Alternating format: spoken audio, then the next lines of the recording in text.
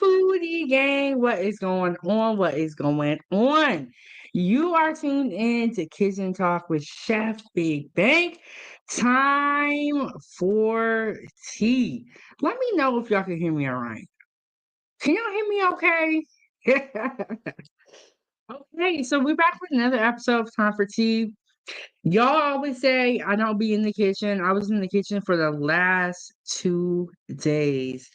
I did a mukbang and then I did a really large Sunday dinner. So I have a ton of food. So we're gonna be on StreamYard talking for the next couple of days because I don't need to do any cooking.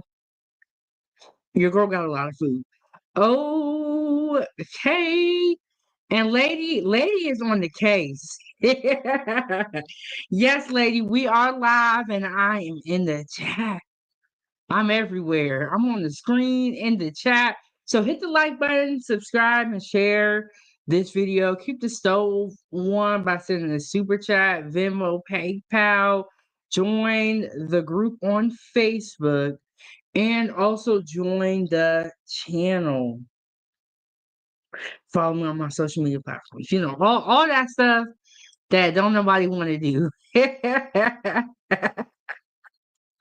let's go back to the tippy top. So I got my tea here. Okay, so what I do is I do hot water and I like mix the tea while we're here.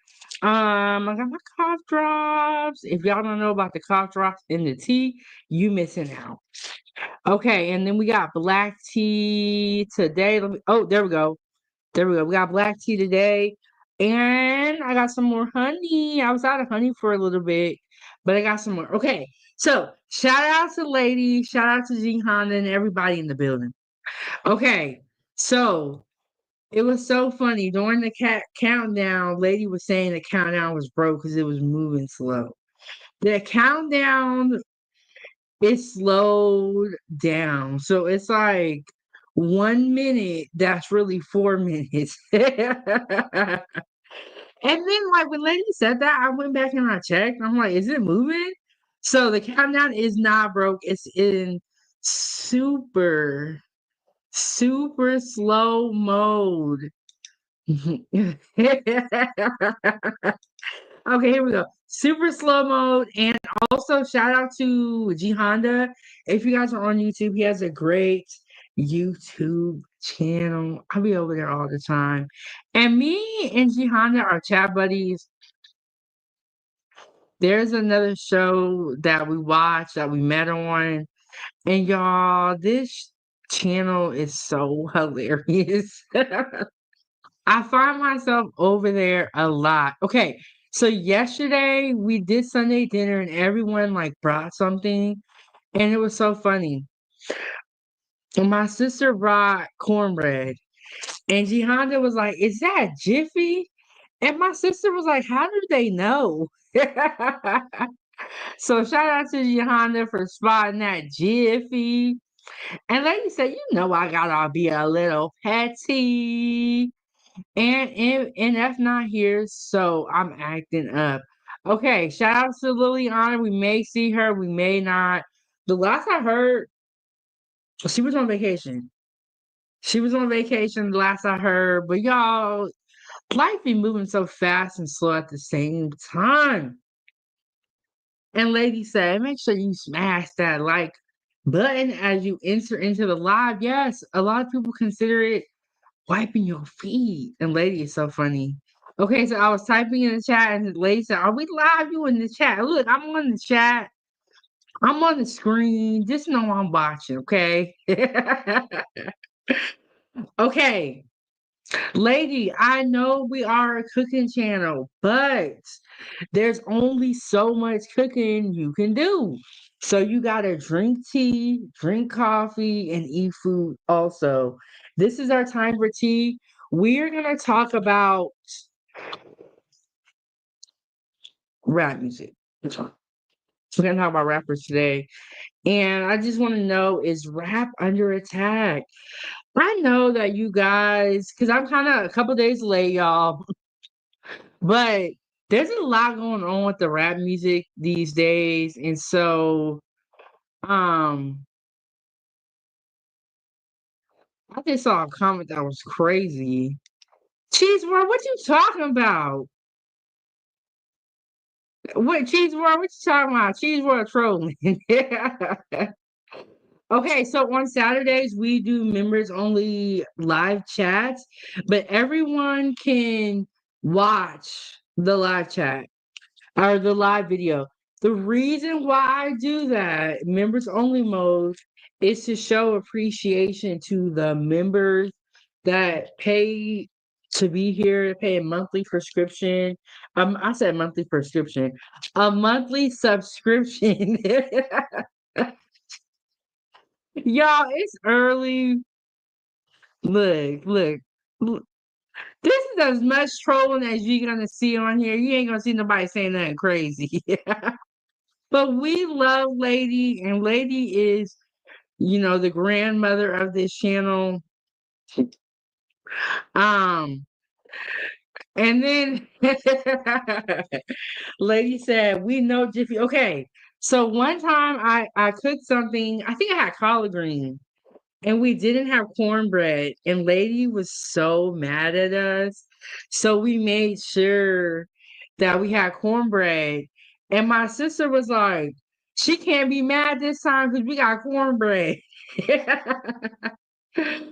But Lady was so mad. Okay, Lady, tell me what title you want because Lady didn't like that.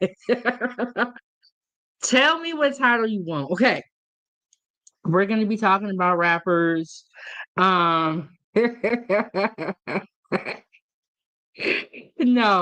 Lady, I think I did like 2 or 3 live streams that day. And every live stream, Lady let me know how wrong I was. And every live stream, I was like, you know what? We don't get the cornbread, okay? We ain't got time for all this. It ain't even this deep. But it was that serious to Lady. So we got cornbread, and it was really, really good. All right, y'all. The first thing that we're gonna do is we're gonna go over the disclaimer, just because what we're gonna talk about today, it's a lot. We're gonna kind of go over a summary on all the rappers, everything that's happened leading up to this point. This month specifically, a lot has happened. We're gonna talk about Yella Beezy, Mo3, Sayso P, Sauce Walka, Lil Durk, Big U, and I didn't put this rapper on the title, but this is how we actually started the month. If we were talking about G Money, Little Ronnie, and I was thinking he is also a rapper. And so I didn't put him in the title because I didn't have enough space, but I did put him on the thumbnail because we do have to discuss, is rap under attack? Like, what is going on? Some people are saying,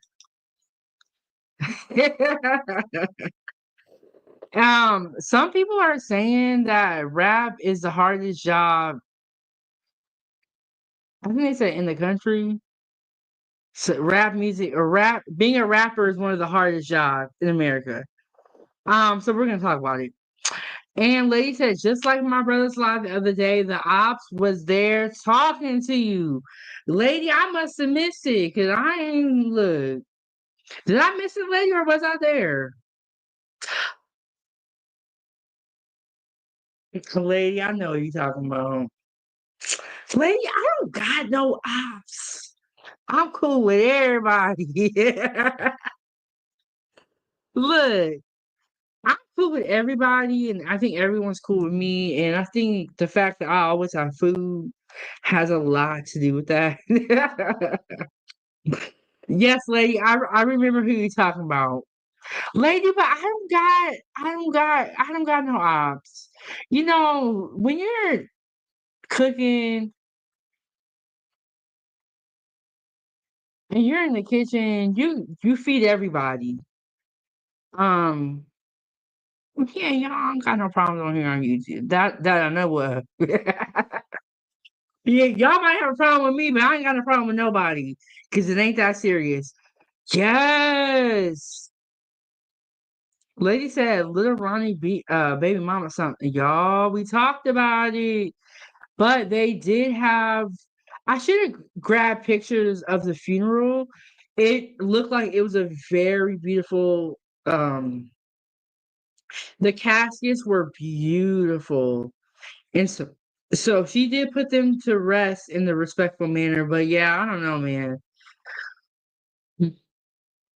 Yeah, she is definitely something else. And honestly, in my opinion, she's starting to look a little sketchy.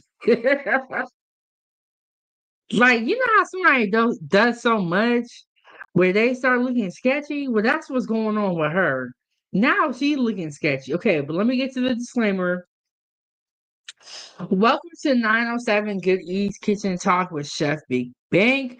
Please note that the information provided on our channel, including commentary and discussions, is for informational, educational, and entertainment purposes only. Comments and opinions are expressed are those of the individuals and not those of 907 Good Eats. While we strive to provide accurate and up-to-date information, we cannot guarantee its completeness, reliability, or accuracy. The use of the information provided on this channel is strictly at your own risk. We do not claim ownership of any third party content featured on our channel. All third party content is the intellectual property of the respective owners, and we respect their rights. Viewer discretion is advised for all content. All right. So there we have it. And lady, that's a good question. Lady said the casket was handmade, right? Was she buried in the same one with her dad? It did. I'm not 100% sure, but the casket looked like it was like handmade, hand painted or something. And I did hear that they buried them together in the casket. I did hear that. I'm gonna try to pull up a picture here of the casket because I keep talking about it, but let me just show y'all what I'm talking about. It was beautiful. It was beautiful, and it's like that's the least she could do. Let me hit y'all with this video to let y'all know where yeah.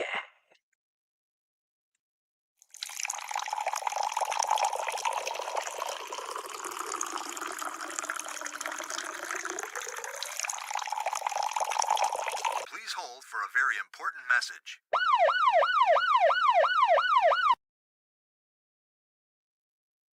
I just realized that I do not have a spoon. Hold on, y'all. I gotta go grab a spoon. Hold on, y'all. I'm so mad about this. Okay, hold on. I'll be right back. Foodiegang, gang, gang.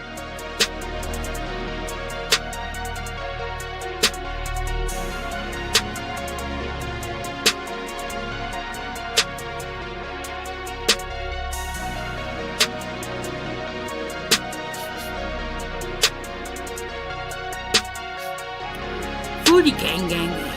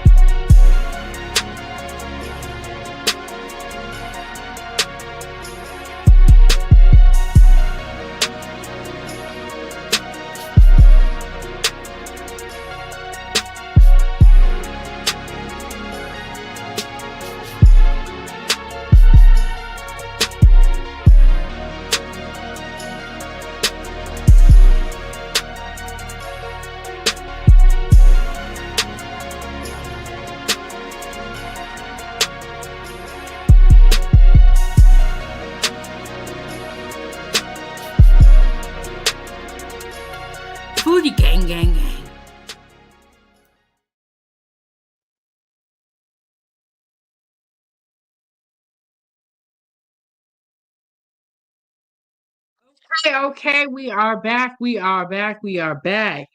Lady said, I'm gonna watch it. The baby mama said he will be in Prada and the baby in Gucci. I did hear that and I did not like it. And I don't know why we are so caught up in labels because at the end of the day, it really doesn't matter. All right, y'all. My bad. My computer was like glitching out. My screen was frozen. Can y'all hear me? Am I moving? like why? Every time I get up here, I'm having tech issues and all that type of stuff. Okay, so I'm gonna have to put my video in here. Oh, and I'm gonna drop the link if anybody wants to come up and react to any of the stories about any of the rappers, or if you have anything that you want to share. Um, y'all know it's Monday. It's Monday. Okay, I was like my screen was frozen, but I have another like I have my tablet so I could see I was on the screen. So I was like, let me just go ahead and talk. Okay, thank you, lady. So my computer was acting the fool. But I'm gonna drop that link if anybody wants to come up and join the show. And if you have anything that you want to add to any of the stories or a rapper that we missed, feel free to do so. And I have a couple of videos that I put together, and we're gonna go into the backstory of all these rappers that are on the title, including G Money, Lil Ronnie. I know, lady. Lady said, "Where drizzle drip at our brother? Always wanted me a brother like you."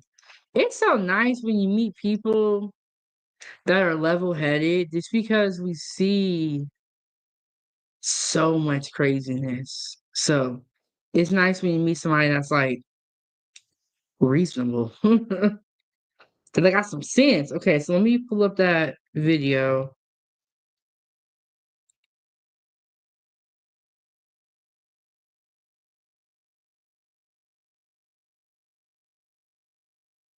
Okay, so I wanna know, do you think rap is under attack?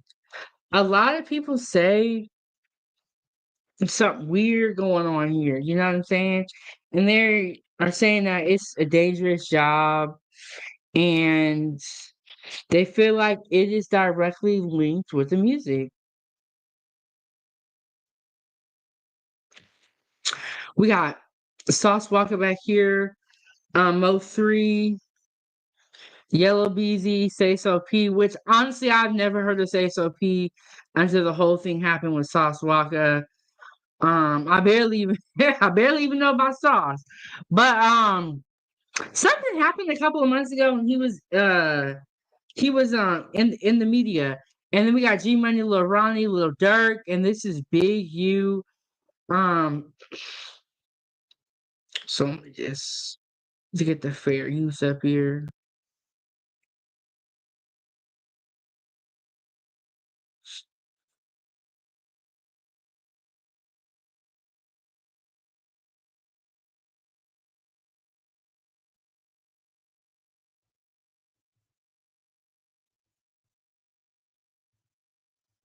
So is rap music under or is rap under attack? Or is the lifestyle what is getting everybody dead or in jail? It's just a lot has been going on, especially for this month.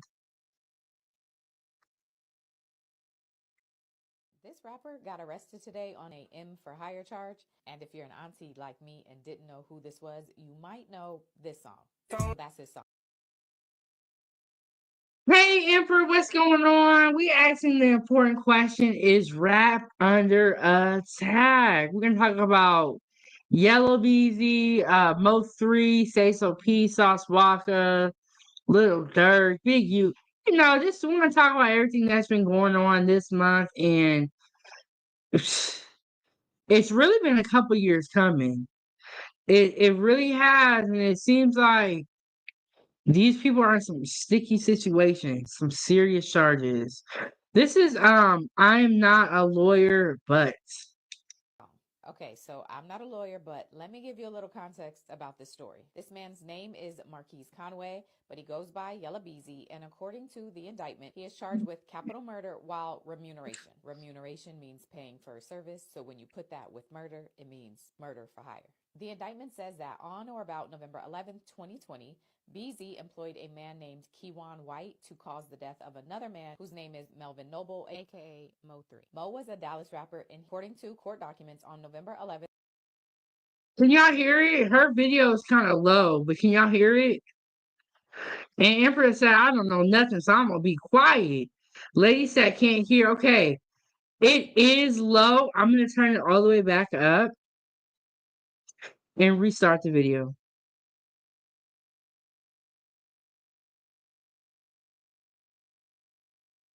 Let's see. Okay, let me know if y'all can hear it now, and if not, we'll just skip to the next one. This song. So that's his song. Okay, so I'm not a lawyer, but let me give you a little context about this story. This man's name is Marquise Conway, but he goes by Yella Beezy, and according to the indictment, he is charged with capital murder while remuneration. Remuneration means paying for a service. Okay, do y'all hear anything now? So when you put that with murder, it means murder for hire. The indictment says that on or about November 11th, 2020. Empress said still can't hear. Let me go to the next one.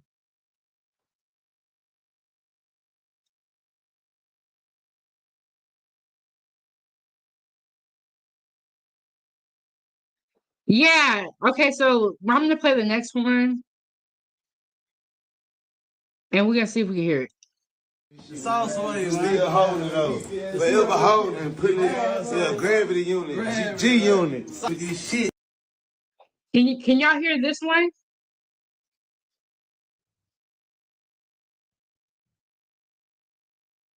Can y'all hear this one? What I'll do is I'll look for another video on Yellow Beezy to kind of summarize that up. Okay, so that's what it was. Okay, we're gonna skip that first one. We're gonna come back to the Yellow Beezy and Mo3 situation.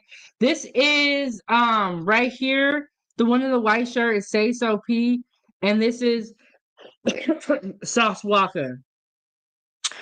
This video they made an hour before Say So P was gunned down.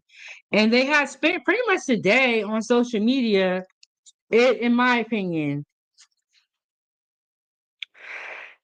Uh they had spent the day on social media pretty much flossing and telling everybody how much money they got, where they gonna be at, and all that stuff.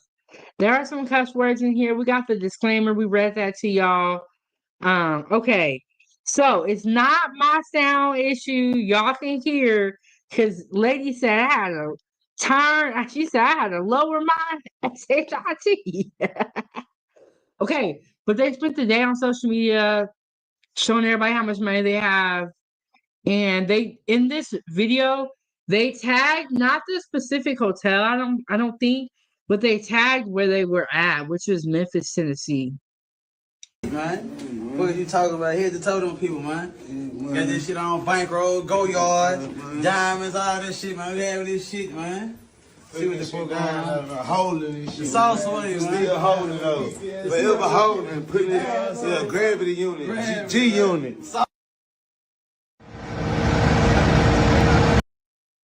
Y'all know what Go Yard is? I don't even know what that is.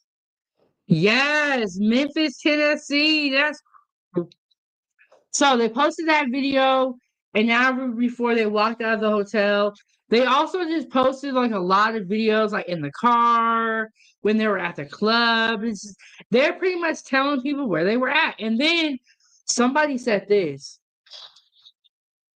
They didn't think that people would be able to pick up the location from the video, but I was reading the comments because I know I'll be reading the comments, and they said they were able to tell which hotel they were at by looking at the tile on the floor and by looking at the door. I'm like, bro, see, that's why if you do a live video or if you post something, you need to not be in that same location anymore. Like, if you are in the club, don't post a video from the club until you leave the club. You cannot be in the same location and post where you are. I don't think that that's smart. Especially, you got to keep in mind, a lot of people out here need money. Everybody ain't gonna be happy to see you with all this money. And they're not gonna think, oh, let me go put in years of work so I can get money too. They can be like, no, how about I just beat you up, take your money, and I'm on. And you know what? I really don't blame that type of mindset. But don't post where you are until you leave that location. You want to be safe. You know what I'm saying? And these people is on this internet here, okay? Memphis, Empress said Memphis is the wrong town to be flossing like that. Have y'all heard about Gucci Man? I think it was 1017. A lot of rappers. That was where Big Jook was shot too. In Memphis. They have a lot of crime there. It's a mess. So do y'all think rap is under attack? Yeah, black ski masks and black Tims, and they gonna pull up in that white car. Hey, Drip, we were just talking about you. We were just talking about you, Drip. Empress said, when I post a location like that, which is rare, I hadn't been in that location for at least 3 to 4 days. Yeah, but now people are posting their location while they're still in that location, which is crazy. What's going on, Drip? Hey, I'm doing good though. How are you? Yeah, I was about to say, how are you doing today? A lady was waiting on you. Okay, okay, okay, I got you. That's all right. Though. I get it though. No, but I can agree with you on that. God evil eye for a reason, though. Just because someone, they may smile at you, but actually that's called evil eye for a reason. Yes, and I think posting your location while you're there is just while you're telling everyone that you have all this money on you. I mean, where is the common sense at, Drip? Mm-hmm. I know. it's it's crazy. Yeah. But there have been a couple of people that have done this. Do y'all remember when Kim K did this? I think she was in Paris and Yeah. they came and they robbed Yeah. y'all. Man, these people out here hungry. Wow. I mean, I said, don't forget Pop Smoke. What about Dang, Pop Smoke? Trip, you're right. And it's sad because in the title on YouTube, we have 100 characters that we are allowed to use. There are too Yeah. many Wow. words. Wait, I tell you this though, Make but that there's this one happen. UK rapper though, he's kind of popular now, but a long time ago what he used to do when he was popular, he used to flex his money. His name is Russ Millions though, right? He's not basically Russ as you know Russ in America. In the UK we have a guy named Russ, but he goes by Russ Millions though. And basically with him, what he used to do, he used to flex his money though. He flexed his money and people hate him for it. Like literally, people literally hate on him for it. Oh yeah, Ember said he don't do Memphis. But what I was gonna say is that people are really hungry out here and really hurting right now. So when you come online and you say where you're at, what state, what city, and you post a big stack of money, what do you think is gonna happen? And this just Hmm. like shows the lack of like common sense. You know what I'm saying? Hey Angela, how are you doing? How are you doing? I Um, get you on that though, yeah.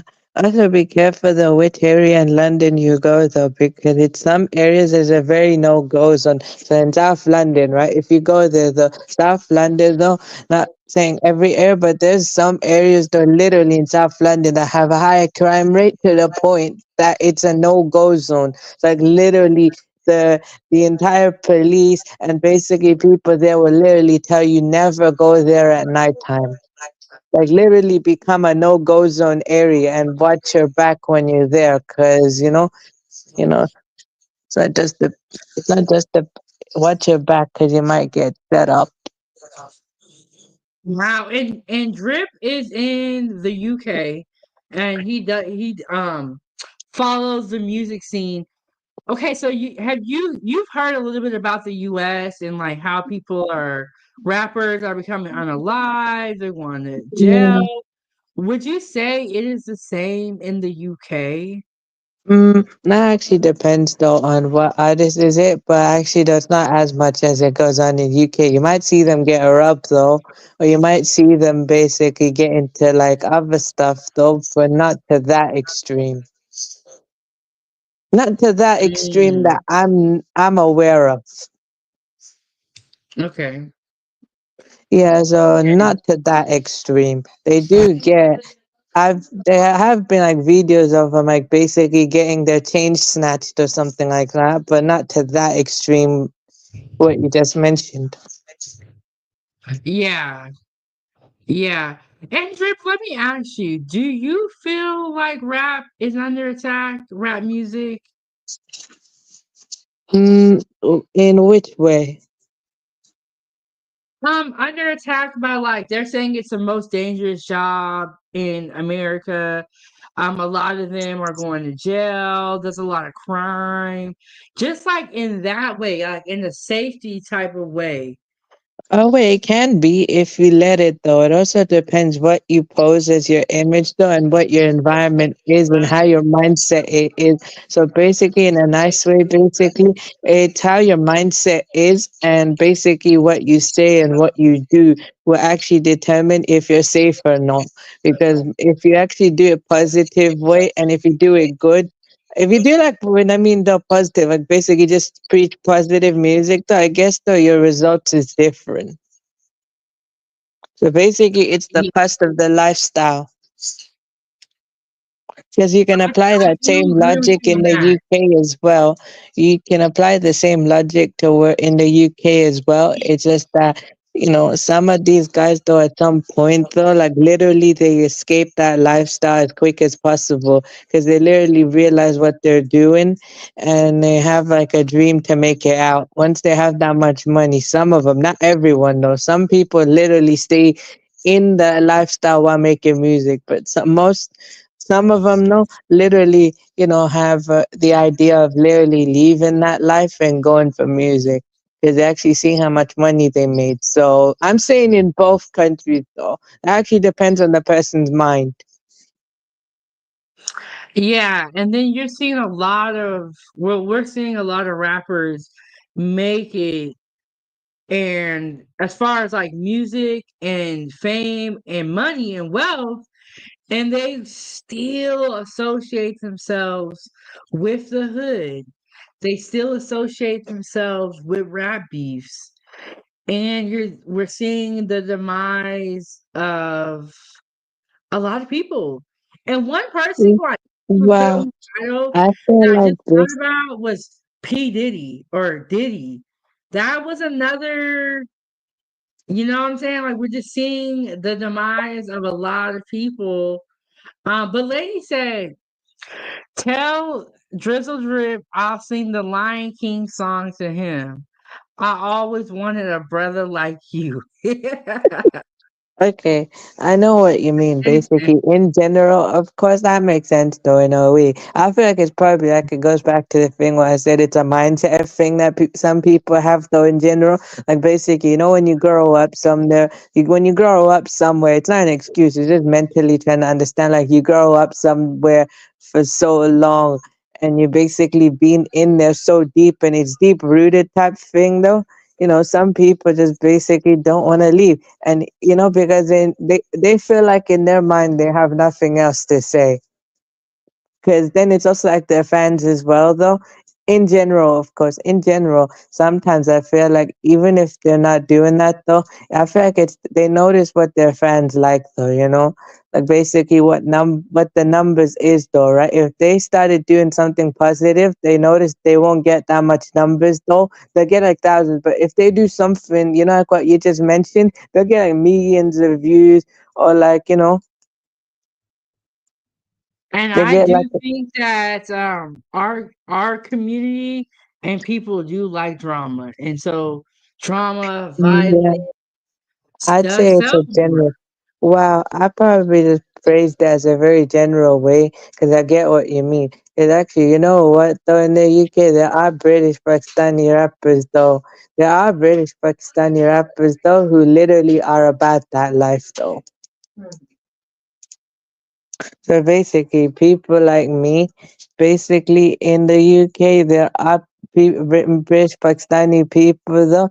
There are who actually are about that life, because depending on their environment, and even if they don't do grow up in a two-parent home, some of them though grow up in most. Even if some of them grow up in a two-parent home, they end up basically doing it anyway. They just live a good life. They had it good and everything like that, but then they basically secretly hide something else. And sometimes those some people, right? Some people basically their parents turn a blind eye to what they do, and that's just basically to my people. That's just what I see though. So there are, British Pakistani rappers who are literally living that lifestyle the same way.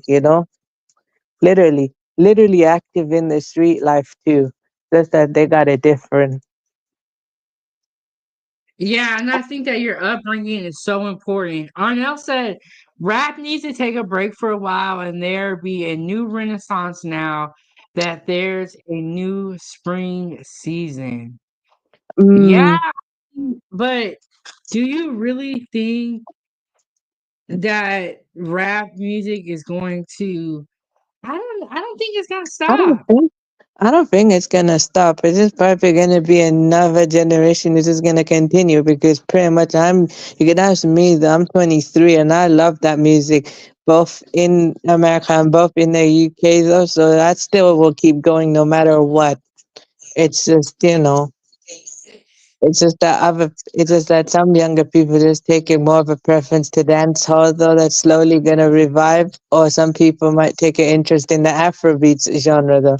Like, I noticed though, like literally Afrobeats though is like, doing really crazy though.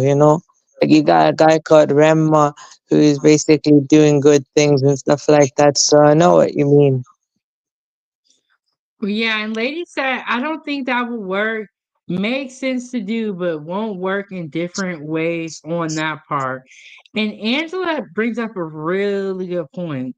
She said they are either charging these rappers with murders, RICOs, drug trafficking, or XCX trafficking because they are causing or influencing the activities in the communities. I do Yeah. agree with this, and I feel like since Yeah, everything I is also feel social, like this. Oh wow, I was gonna tell you this though. That I feel like it's this. They were influenced by the environment, and then eventually, when they hit, eventually they start doing the influencing too. So from being influenced by your hey, do you surrounding to have something actually on in the influencing your surrounding. Drip, hold on. Do you have something on in the background? Oh, oh, I feel sorry. like I hear a little echo. Did y'all hear echo? Oh, and then Angela is absolutely correct about this. And I feel like since the all the beef is on social media and they're starting to do crimes, or they may have already been doing it, but we're seeing a lot of crimes happen in broad daylight. This situation with Sayso P and Sauce Walka happened in broad daylight. Oh, wow. Mo3 gunned down in broad daylight. So we're seeing a lot of they're doing this in broad daylight, and even with the G Money Little Ronnie situation, that was also done in broad daylight. So these rappers and these crimes seem like they're getting bolder and bolder and bolder. And then the Young Thug, when they gunned down somebody, but I think that one was in broad daylight too. Dang, it was somebody in Atlanta that was a big name. Chat, help me out. Peanut. Yeah, I think his name is Peanut. They got him in broad daylight. So it's getting crazy out here. Lady said, "Look at Big U and the Crips. They not all rappers." Same example, sis. But yeah, another thing is that these thugs, criminals, whatever you want to call it, will start record labels and they will say that they're using them to racketeer money and do a bunch of fraudulent crimes. Big U was a record exec, or he had a label, and I believe Nipsey was signed to it. Y'all help me out if I'm wrong, chat. Yeah. Um, Okay. Drip, I get what you mean. are you Sorry, ready? was No, I was saying, are you ready? yeah, I get you, but wait, what I was just trying to say that I get what you mean. So, Drip, did you hear about this Sayso P and Sauce Walka? This is recent, and I think it was happened over the weekend. Wow, I just heard about this now, though, to be honest.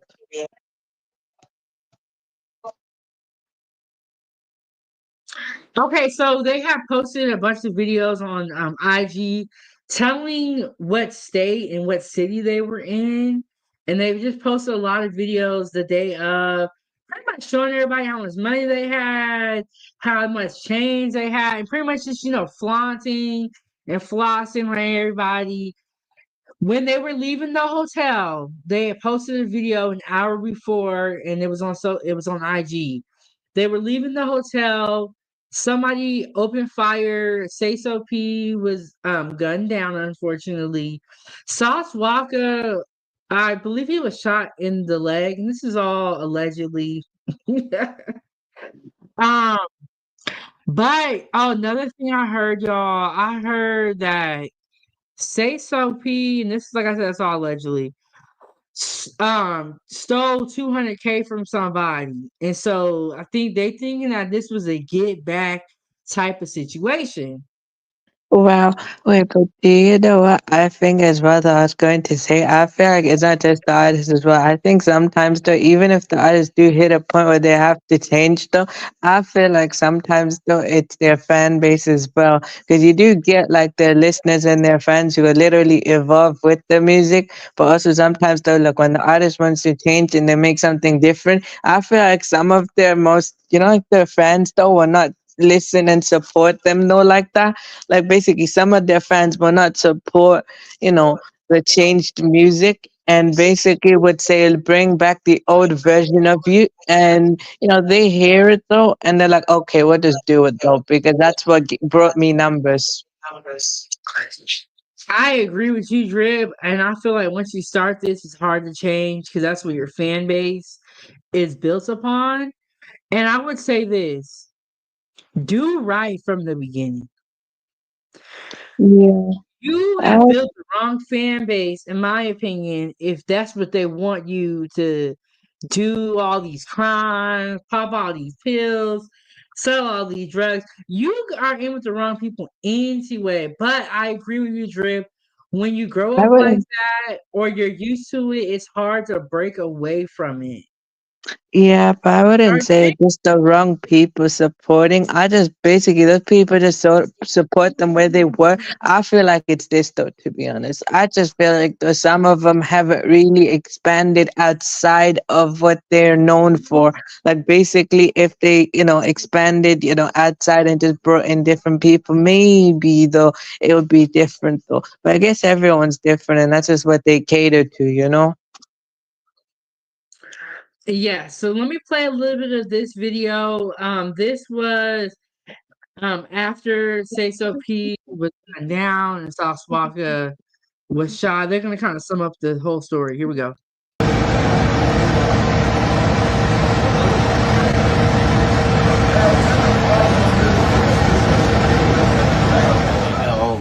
Poppin'. Well, poppin', man. I know what's going on, man. TSL Memphis shit. Where we at though? And we in Memphis with this shit right now. In the M right now. You know where these rap niggas don't come to. But Sauce nigga gonna be here, man. Sleep here, stay here, man. You know what's wrong?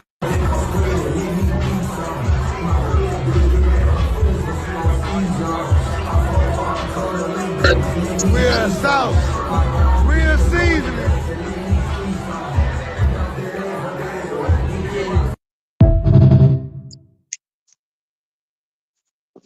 Well, So that was the video that some of the videos that they made flossing.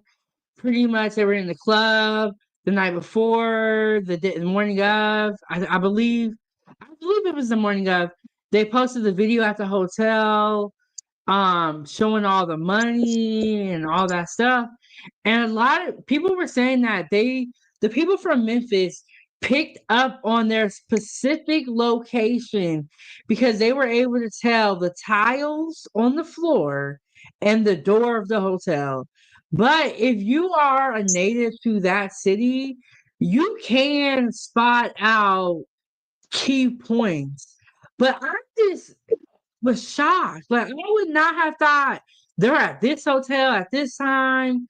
Like, but when you show that much money, all in your teeth, on your neck, you got a stack of bread. People out here is hungry. They're willing to risk it all for a whole lot less. okay, I get what you mean. Oh wow.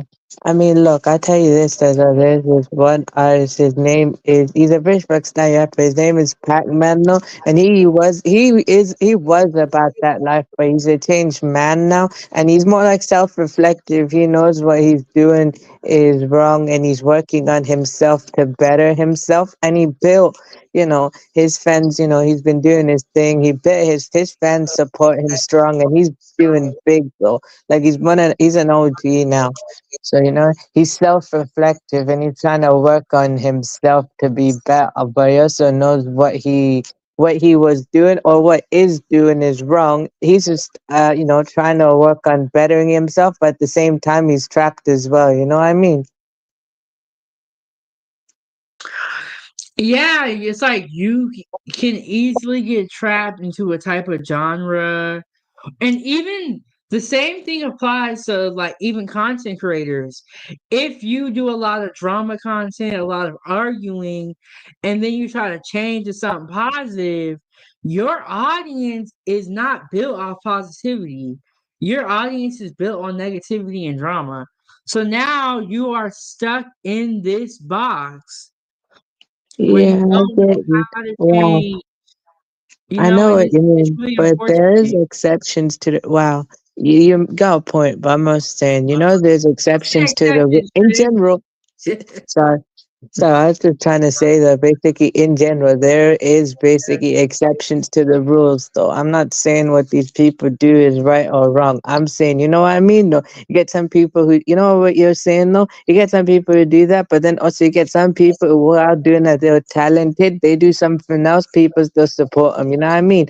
You get exceptions to the rule in general, and I'm not applying that to anyone no. It's a very general statement. There are exceptions to the rule. Yes, that is very true. Um, there are exceptions. I feel though if you are trying to change, you have to change the people around you. Mm-hmm. I know what I mean. Like that's Yes, just that basic. is true. First thing you can do is change your circle. Yeah. Wait, I was gonna say this, but what do you think of what I posted today? I have not seen it, but I did see what you You did. posted yesterday.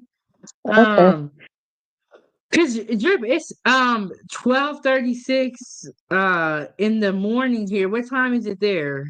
It's about 8:36 p.m. UK time. So, Wow, so I'm just starting my day. oh, okay, That's never mind then. crazy. Drip is on the other side of the world. But Angela said these foul gang members and or these full gang members and full rappers need to get off the internet and quit putting details of your crimes in your rap lyrics.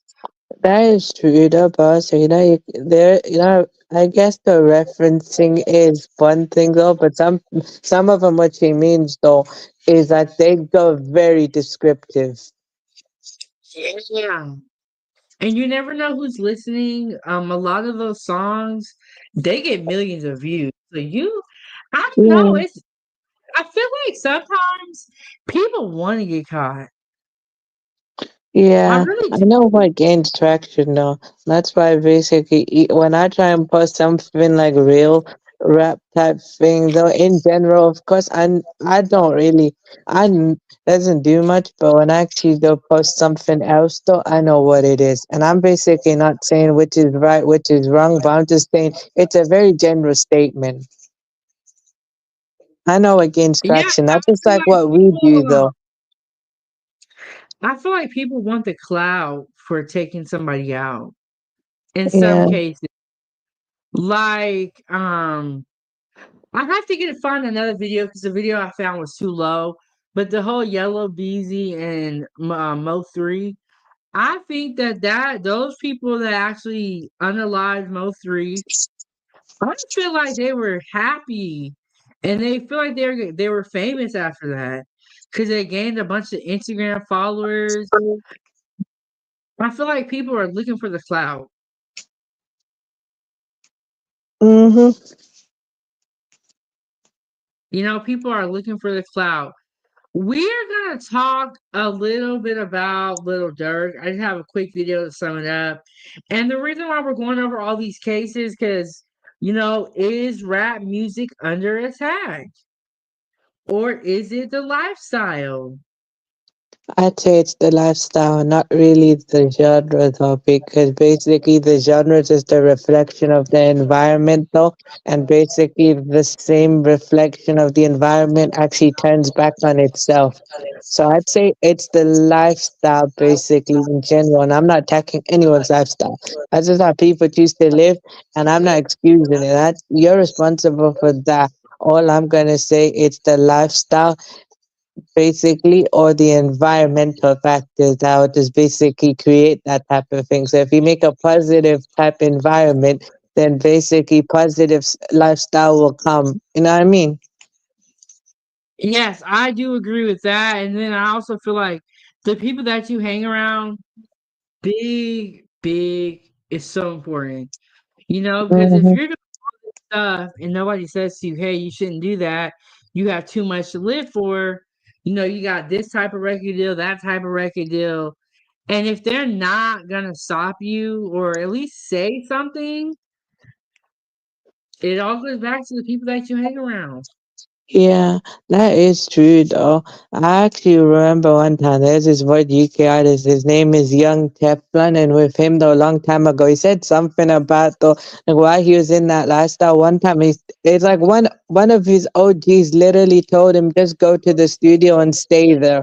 Like basically Tef with young Tef, what he did was though he kept going to the studio, and basically one of his OGs basically said to him, "Stay in the studio and basically keep going," because he said he made all his money off music. Though young Teflon, he literally said he made all his money from music. Though, and plus, though, when the Feds stopped him, though, they basically let him go because they know him though, and Feds is very young nowadays. They probably grew up with him. They grew up listening to him, so they just let him go.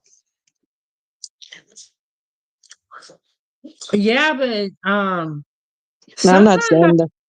need Sometimes that it's not person. always the case. It's not always the case, but I guess some people though it's different. I just basically brought that example up because I saw a video of him talk about it. But you're right. Some people need that person to be like, "Hey, don't do that. Mm, Don't do do that." you also feel though it's like some people who's older than them, they're OGs, or basically some people who's older than them who's basically influencing them to do it? I mean, they have a choice though whether to do it or not, and they you know what I mean? It's like mentally the exact. Do you think it's peer pressure though from people around them? It's not just the people their age. Do you think people older than them is making them do that too? And that just basically whatever deep rooted stuff they had, it just keeps going. Yes, I feel like the older generation could definitely be a much better influence, and it's unfortunate. I'm gonna bring up a story that you guys may have heard about. And I have a peppermint. It was finesse two times. He was watching a little boy. I think his name is like King, and he had him in his custody. This little boy was drinking, smoking, rolling dice. He was just bad. And then he went with Hustle Cartel, but it's just like goes back to what you're saying. It's the wrong influences. Instead of you guys showing him how to be a hood nigga, you should be teaching him, reading, math. But like you guys are teaching him everything that he literally does not need to know. Mm, I Just also say, feel like this, though. I kind of agree with you, but I also feel like this, that everyone's different, though. So who knows, though? Wherever you just mentioned, you're correct. You probably get people like that, though, who you just mentioned. So I feel like in general, though, it's everyone's different, though, and how it is. However, I'm not excusing what that is. I'm just basically trying to understand what they're saying. I'm not about that life, though. I'm just trying to understand why they make the decisions they make. I'm no professional. I'm not professional in this type of field. I just basically like to understand why they like to think like this. I agree with you. I'm not in the hood life, I'm not doing none of this stuff. But I think that we need to talk about this perspective and what's really going on here because there are kids that are coming up that are seeing this and they will all but want to be rappers. Yeah, but yes, there is also like some of them who are self-reflective though. Like basically, while they're in that lifestyle, they're trying to work on escaping it, but at the same time, they trap in it. You know what I mean? You get some people who's like literally working to better themselves, but they're also stuck there as well. You know what I mean? You get some people like that. Yes, I've heard different stories, and then one thing that we need to keep in mind is it's not one size fits all because everybody's story is different. Everybody is going through different things. Everyone's from a different place. But Angela said these ninjas in the 30s and in their 30s and pushing 40, still rapping about the streets, sliding on ops, trapping, selling, and using drugs. Get your money, become a businessman, or buy real estate for the Airbnbs. That makes sense though. I get what she's trying to say. Yeah, you get people like that though. But I feel like this though in general, like for example, I say give a UK example. You got like a few UK artists though who are really big. They're the ones that I know about. What happened to them though when they got really big from music and they've done everything, they become businessmen as well. I'll give you one example. This guy Nine though, right? He was basically in and out that lifestyle, and he's retired from music now, and he kept going with the music thing. Now he's basically doing business and he's doing the film industry thing now. Mines is retired from music, so He's Yeah. retired from music, so he's a really big name though. He was like in and out that lifestyle for a while. He had that mentality, in and out, one foot in, one foot out. Like he's fortunate enough though that he found a way out and he stayed out. For him for a period though, he was in and out, and mentally though for him, even though he was like a billionaire, he still did it. And then I think it is hard for a lot of these rappers when they give off the image and the appearance that they have a lot of money. I've been hearing a lot about it. Rappers really don't have that much money because they Mm, don't own their content, and a lot of them are in bad deals. So when the hype dies down, they have to uphold this image of them having a lot of money. And like you said, I feel like at that particular point, that's when they go back into the streets and start selling drugs, allegedly, to make money to be able to uphold their image. And that's where I they were feel in and out. from. Good in and out mentality, which it's not for everybody, and I'm not saying it's right. So basically, some people do the in and out mentality, works for them. However, not everyone's suited for that, though. You know what I mean? Because you got one guy, Yeah. Digger D. He basically did the in and out mentality, and he's really talented artist. He's really big, though, and for him, he been in and out of jail. Now he in jail right now for distributing what you smoke, basically. You know what I mean? Like basically Wow. that he's in jail for that. But basically, he's really talented though, and that's why he's in jail right now. So like at some Sad point. because oh, go ahead, Drips. I'm sorry. I thought I you was were done. gonna say at some point though, like, his fans will still support him no matter what. But then at some point though, if he keeps doing it though, is his fans really gonna care for him later? Like, look, it's not, and also the people he hangs around. It's not just he's about that lifestyle while doing music. It's also the people around him as well. He wants to keep because he knows if he lets go all of that, though, let's say he decides to change his circle, change his music and everything, what happens to him though? He feels that he's not gonna get that much, you know, he's not gonna get that much support compared to what he's doing now. And then that's another thing is like you have to, if you want to change, you have to just be willing to change everything. And it's hard for a lot of people. Some people are scared. Some people don't know how to change. So Yeah, and it's a even if they change some of their fans won't literally support them though, because it's like the money though that it's like money though they make from that stuff though. So they make money off the music as well. So if they start to change a bit about themselves, sometimes they're like, okay, the fans will keep going, but at some point the fans is like some of their fans are literally afraid of them changing. That's why sometimes some of their fans say bring back the old version of them though to any artist. Like you got Gets, for example. Some people say bring the old Gets back, but why do you want to bring the old Gets back when you didn't really support him like that though when he was doing that stuff, the old version of him? But now he's basically a mature, changed man with a lot of money now, and he's got children, and he promised his grandmother to do better. You know what I mean?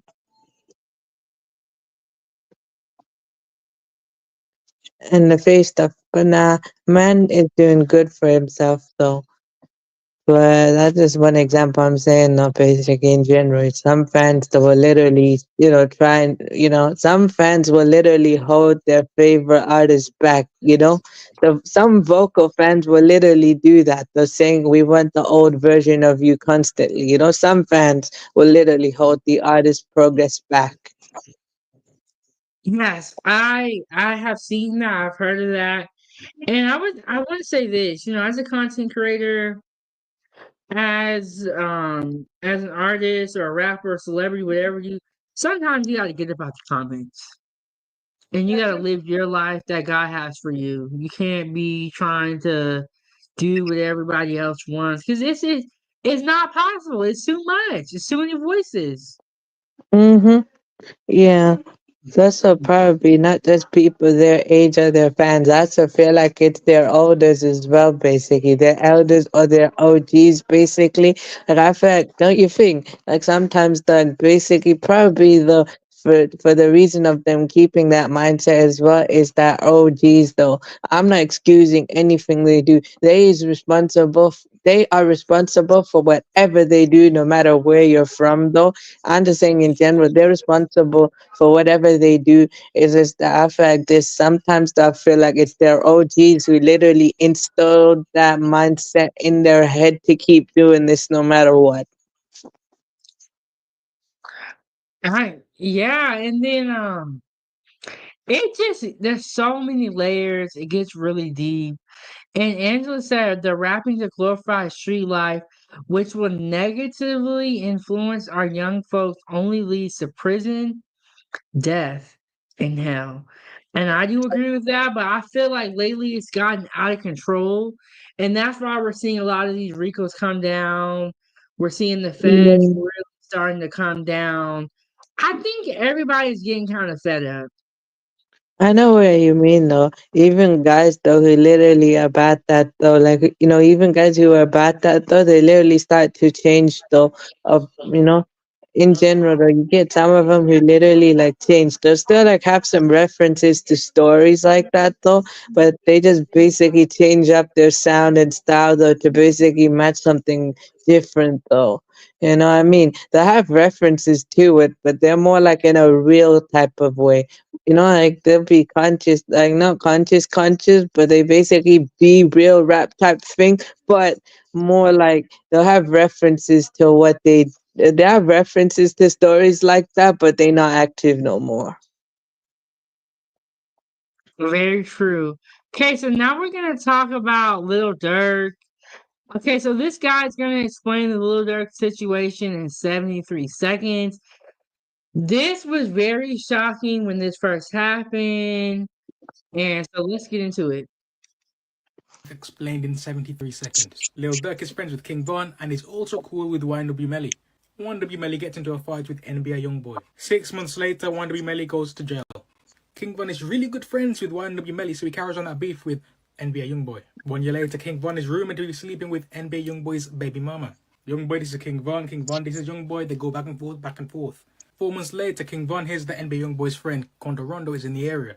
King Von fights Quando Rondo. King Von gets shot and killed by Quando Rondo's friend Lil Tim.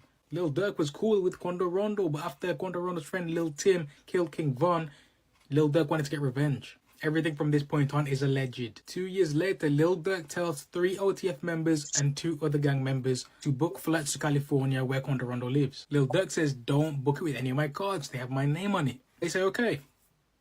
They still book it with cards with his name on it. They land in California and shoot at Quando Rondo's car. Quando Rondo survives, but his cousin Lil Pav dies. 2 years later, these 5 guys get arrested. Police find out they used Lil Durk's cards, and Lil Durk tries to escape after seeing these 5 guys get arrested. He books flights to Switzerland, Italy, Dubai, so they don't know where he's gonna go. Lil Durk gets arrested before he could escape to Italy on his private jet. Lil Durk was denied a bond today in California. Okay, so that story was a lie. But y'all saw all the back and forth, all the beef led up to all of this. Wow. And I've Little Dirk heard has this a by that. wife and kids. There's also kids involved in most of these situations. This is really sad for the children because they are losing their fathers. Well, go ahead, Rip. Well, I'm just saying, what do you think though? So that kind of learned this from his father and stepfather. But I'm also saying he's responsible for himself though, and he voluntarily, like he could change if he wanted to, but he's responsible for himself. So do you think he's also learned it from where he's from as well? I definitely do think that, and I've heard a little bit about his father. Apparently, his father was also a gang member and spent a lot of time in prison So, while but did Dirk you was actually growing know up. that his father became Muslim while he was in jail, and Dirk was raised a Muslim So you would think Dirk is Muslim, but actually Dirk is a Muslim privately. So like when no one else is looking and when no one else is watching him, or behind the scenes, he's actually a practicing Muslim. A lot of people think that when his father got out, that's when he, went Muslim. They started doing all these like activism. I think he started like a foundation or something like that. But a lot of people were speculating that he was only doing that, trying to change his life around and look like an activist, look like a productive citizen of society because he knew his hands were dirty and he actually did all this. Yeah, but it's not just a revert or convert. Actually, he was raised that way. Like, the moment his father became that though, and when his father raised him like that, like for a period though. You know, He raised him to be a Muslim or raised him to be a gang member? nah, I'd say it's both. Which one are you? I'd say it's both Oh. though. He was raised a Muslim though. Mm. So when you say raised him to be a gang member and a Muslim, I'd say it's both. You can't be one or the other. You can't be both. It's either one or the other. But I guess for him, some people is different though. You get some people though who are literally like that though. They basically have a faith, but they basically, they do that type of lifestyle though, but they're self-aware of what they're doing and they're trying to work on trying to fix themselves. I guess with him though, he got more deeper in that though. Everyone's different though.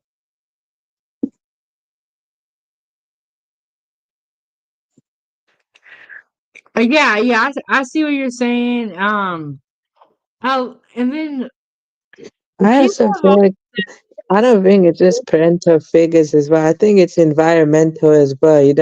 Where he grew up and everything like that. So it's not just, his father or his stepfather or whatever.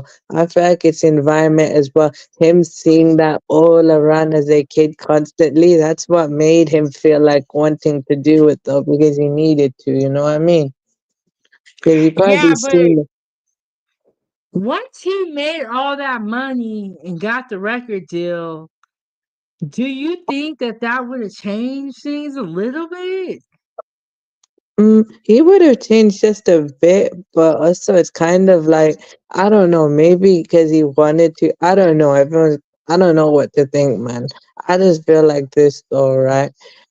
He would have changed in some way, but at the same time, he's basically in, and once he's in, he kind of knew that, or he wanted to change, and he wanted Mm. to go somewhere deep down inside. He wanted to change. But also he knows those subconsciously that I'm kind of trapped in this lifestyle, so I gotta keep going. And also people around him, you know, I guess it's also pressure, man. It's not just the pressure thing. I just guess though that's just who he is at the same time. So it's a very complex type of situation though. Very complex. Yeah, and then, after King Von had passed away and was unalived, a lot of the comments were always saying that they wanted Dirk to slide for King Von, and so they was trolling him for years and years and years, and everyone thinks that that's why he crashed out like that. That's why it was so serious, but I actually like Yeah, last time listen I to it. remember that he was on Power though as well. Like he had a role on 50 Cent's Power or something like that. Like one of 50 Cent Power Oh, shows, he Dirk? was there. Yeah, Derek was in Power though. I Yes, I need think it was like to go Force. look that up. I don't remember. I think it was like Power Book Force or something like that though. Derek was a character in Power. Oh wow. Yeah, he was though Netflix actually. 50 Cent though. offered him Watching a role though Netflix. as well. I mean, he had an opportunity, of course. And last time I've heard of Dirk, though, he had a feature with a UK rapper named Central C. Yeah, Lil Durk was on. Lil Durk had made it.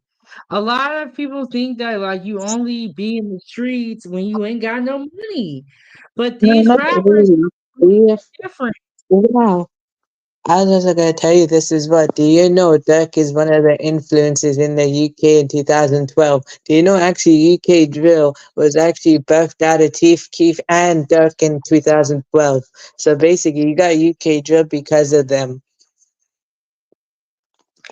Do you think Because that's real? actually, well, these guys in the UK, what happened, 6 7 though, which is a crew, music crew, and also a street crew at the same time. They listened to Keith and Dirk, and they basically 6 7 150. They basically decided to basically make. They were doing the road rap thing, so they basically decided to distance themselves from that sound and distance themselves from the grime sound as well, and they embraced more of the Chicago drill type sound.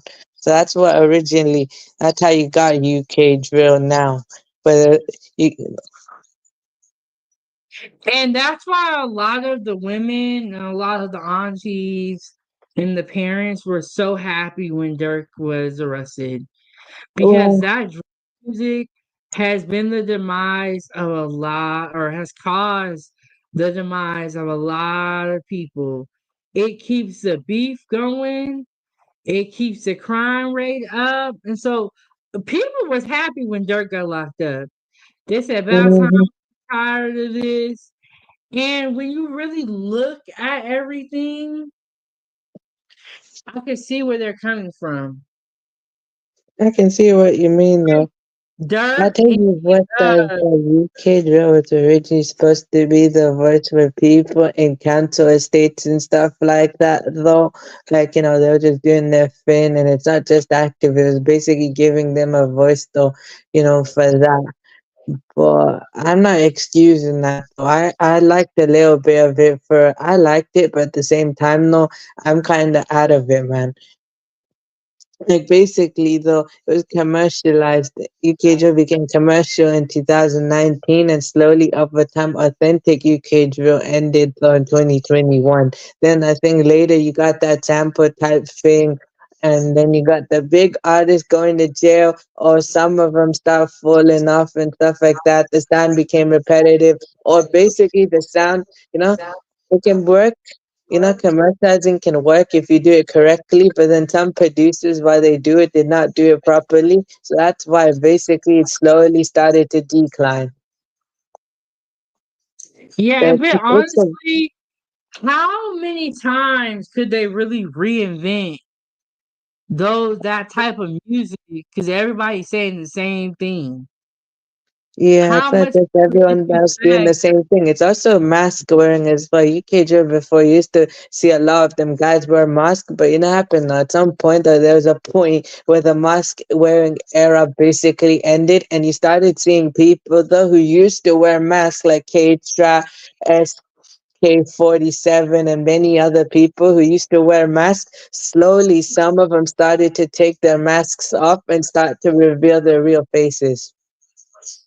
And I think you got guys like K-Trap as well who basically perform in the club, focusing on the music and stuff like that. And they're just basically, doing a different type of way. So like for him, K-Trap, he's doing well for himself. Like he's becoming bigger. He's big now, and he's doing really good for himself. Well, his friend Dude Road basically is stuck where he's stuck, and basically K-Trap basically, skyrocketing in a way. Not at to the same level as he used to be, but he's doing his thing.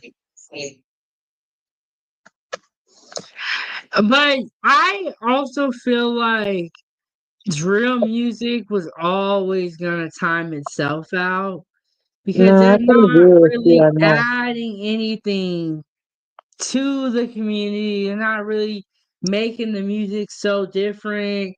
It's like where else can we go from this point? We're already very disrespectful. Yeah, We already got all the weapons we need. You know what I'm saying? Like, yeah, there's but not that's a much good room for advice it to at grow some or point. evolve. Wow, I kind of agree with you, bro. If you K-drama, I think the only reason that's declined now is because it's over commercialization, repetitiveness. Some of the artists, the big artists, still going to jail and stuff like that. That hurt them, and also basically censorship as well. Because yes, censoring can work, but basically, you get some producers though, like literally, they don't do it properly. They don't produce it properly. So when they censor it, it basically sounds like it's like fully censored though, and it makes it sound terrible. So that's why slowly that started to phase out. And I can agree with you. Is it also if you start to commercialize that sound, basically it's no longer it's no longer gonna work anymore.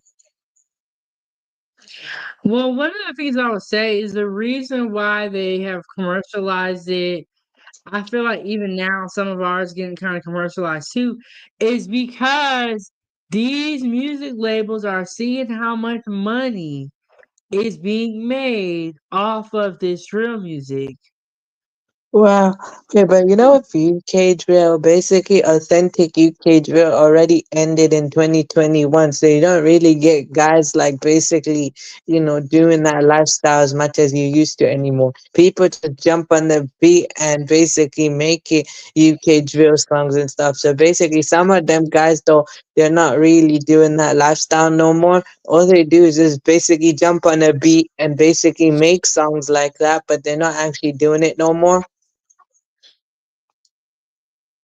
Yeah, that's So crazy. no, over commercialization will hurt any sound. And basically, I feel like this though as well. Like slowly, the return of UK grime is slowly coming back. The hip hop and grime type thing. The UK grime though will always be around no matter what. Because with UK grime, that's more like what you call it. If grime is always gonna be the foundation of the UK culture, no matter what. So basically, let's say if one sound ends, basically some of these same guys who basically did that, they'll go back to grime though and basically make their name hot again, and then they'll go back and do something else. You know what I mean? Because so Santusi before, like when he released his album, he made a grime freestyle, and that was like one of the things to promote, you know, his album. And it didn't just promote his album only, that also basically helped the grime scene as well, because I said like basically major artists like Center C, AJ, Stormzy, and all these guys, the major artists, when they start making grime, the entire scene will become revived. You got OGs and you got young guys who'll do it, but when you have the major guys do it though, that's when the scene will basically be alive to the people. I see what you mean, but some of this stuff I think needs to go away. Needs Yeah. to not make it. And I think drill music is one of those things that it could literally go away. No, I'm He would agreeing be with you. alright. Even I've kind of steered away from it as well. I don't make UK drill as much though. Like basically though, you might see me make few of that type of content, but that's just basically artists that I already know or like though. But I'm not really into it like that anyway. Yes. So let me play some more of this video. Okay, so Little Okay. Durk was they're saying that he did a murder for hire on a couple of different people. And so he has been trying to get bond, and let's get into that. Gets arrested before he could escape to Italy on his private jet. Lil Durk was denied a bond today in California federal court, murder for hire charge, where he's facing life in prison. Trial is scheduled to start in January. It went a lot better than that sounds. His attorney, Drew Finling, did a tremendous job diffusing several of the arguments that were making Durk look crazy. The government has these rap lyrics that they cite in the indictment, and they say, look, he's bragging about how Quando Rondo was on the news yelling, no, no.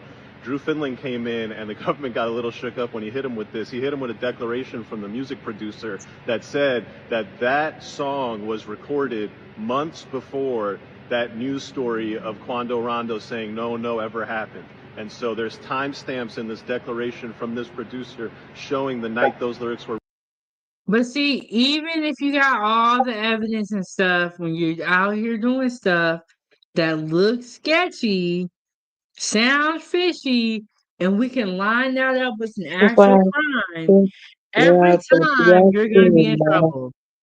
well, I was just gonna say is, but yeah, I kind of agree with you. But what if, like, some events does, well, yeah, it could possibly work, but at the same time, though, you also have to actually decipher it properly to see what is reality and what is fictional. Because who knows? Even if they start mentioning that stuff in general, and I'm not saying what is right or wrong, but you know what I mean. Some, even if they do talk about that type of stuff, they could probably made up fictional events or something like that, so that may sound real. You know what I mean?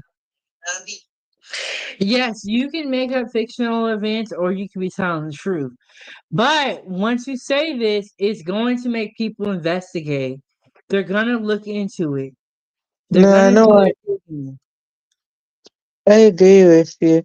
I'm saying no. I get it though. Why the sound is dying out. That's all. I get you on what you mean though. It's just a matter of time.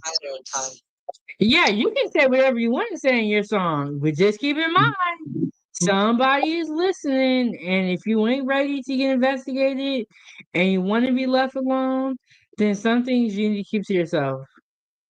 Mm-hmm. This says Little Durk offers 2.3 million in equity, two homes in Georgia, and Sony offers 1 million in cash to bond Dirk out. That's a lot of money. And they still denied him. That's crazy.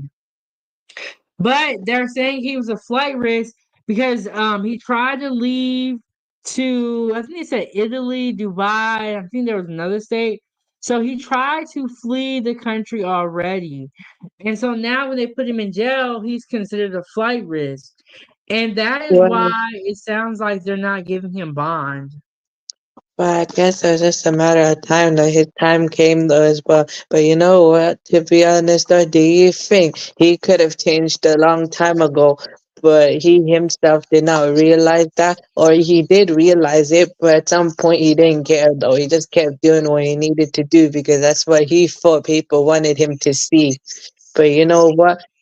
Chief Keef though basically was in a similar position like him, but with Keith though, he's just chilling though. Even Keith realized though what he was doing though, back then though. Keith was smart though, you know what I mean? Keith was smart. It Yes. basically that's why Keith is basically chilling out with a lot of money though.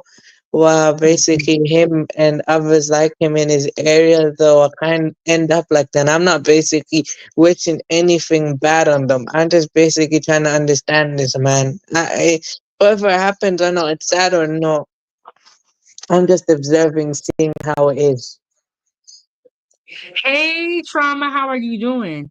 I think that you are 100% right. Chief Keef is the winner in all of this whole story. And that's why he's not in the title because he's not unalived or in jail. He's out Yeah, free because he somewhere, realized ducked he off. moved out. What'd you say, Drip? I said I agree with you. Him being the winner when he literally moved out of his hometown and he literally just chilled out. And basically, last time though, him just doing it independently now. Basically, he's just chilling out now, man. Yeah, and that he got famous when he was like 16. His song popped off. But look, he got his money, he's chilling, and we respect Chief Keef. Like Chief Keef came out with some hits, okay, that have solidified his future. All he needed to do was stay out of trouble. And for him to Yeah. do that, like he changed his surrounding and he even moved to another place. Yeah, I kind of agree with you. You know what? I'll give you one UK example. There's this guy, Sneak Bo, though. Basically, with him, he was basically about that life. He lived there. He basically did the music. But once he basically went in jail, though, when he actually came out, though, he kind of stopped doing that. He just focused on music and literally kept going, going, going, going to the point. Even though he was in and out, but eventually he just stopped. He literally realized, though, he gotta be better for his son and his door, whatever. for his kids, though, he bettered himself. So he changed his ways and he became more of a businessman, family man type thing. And Sneakbo decided to move out of his hood, though, because he had to move out because he realized it's not because he was realized to, because he was literally made to move out, though.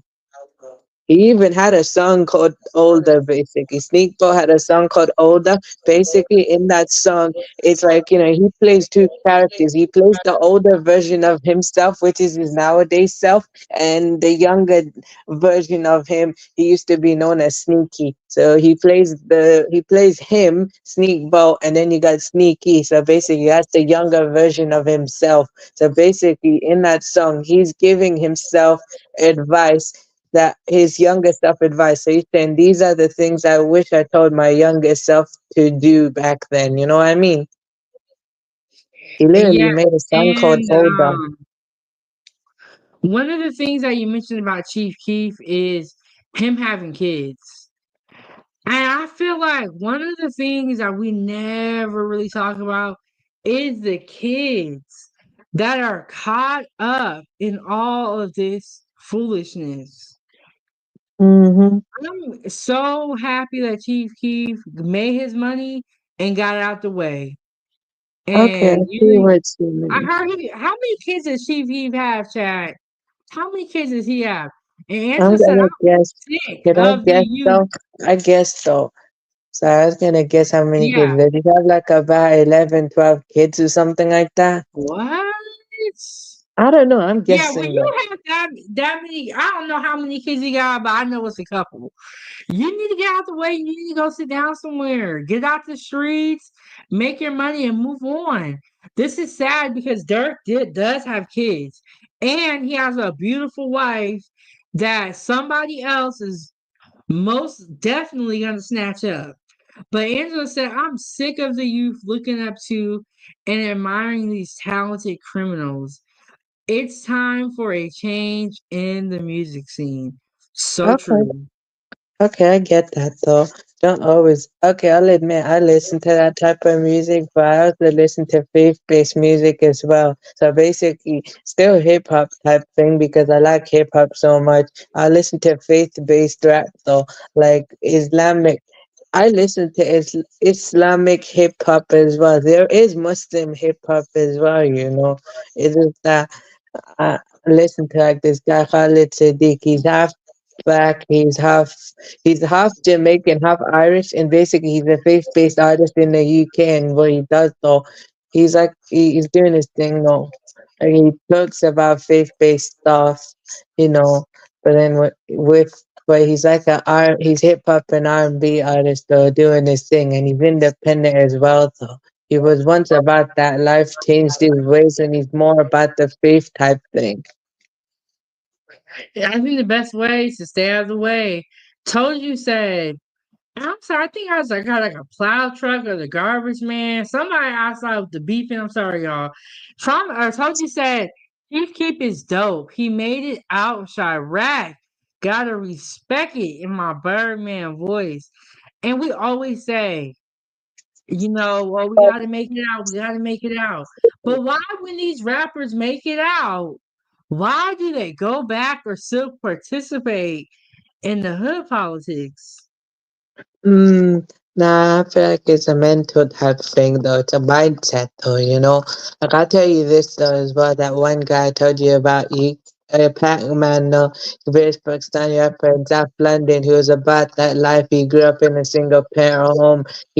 And he literally did the music thing, and he's rich now, doing his thing, making money, independent on his own, and type of stuff like that. And he's a businessman doing his thing. He's self-reflecting though. He knows what he's doing. He know what he's no like when I meant that he's self-reflective on his lifestyle, like certain things. Like he's Muslim though, that he knows that what he's doing is wrong, but at the same time, he's self-reflective, and he's saying, "No, look, I'm working on myself to better myself." You know what I mean?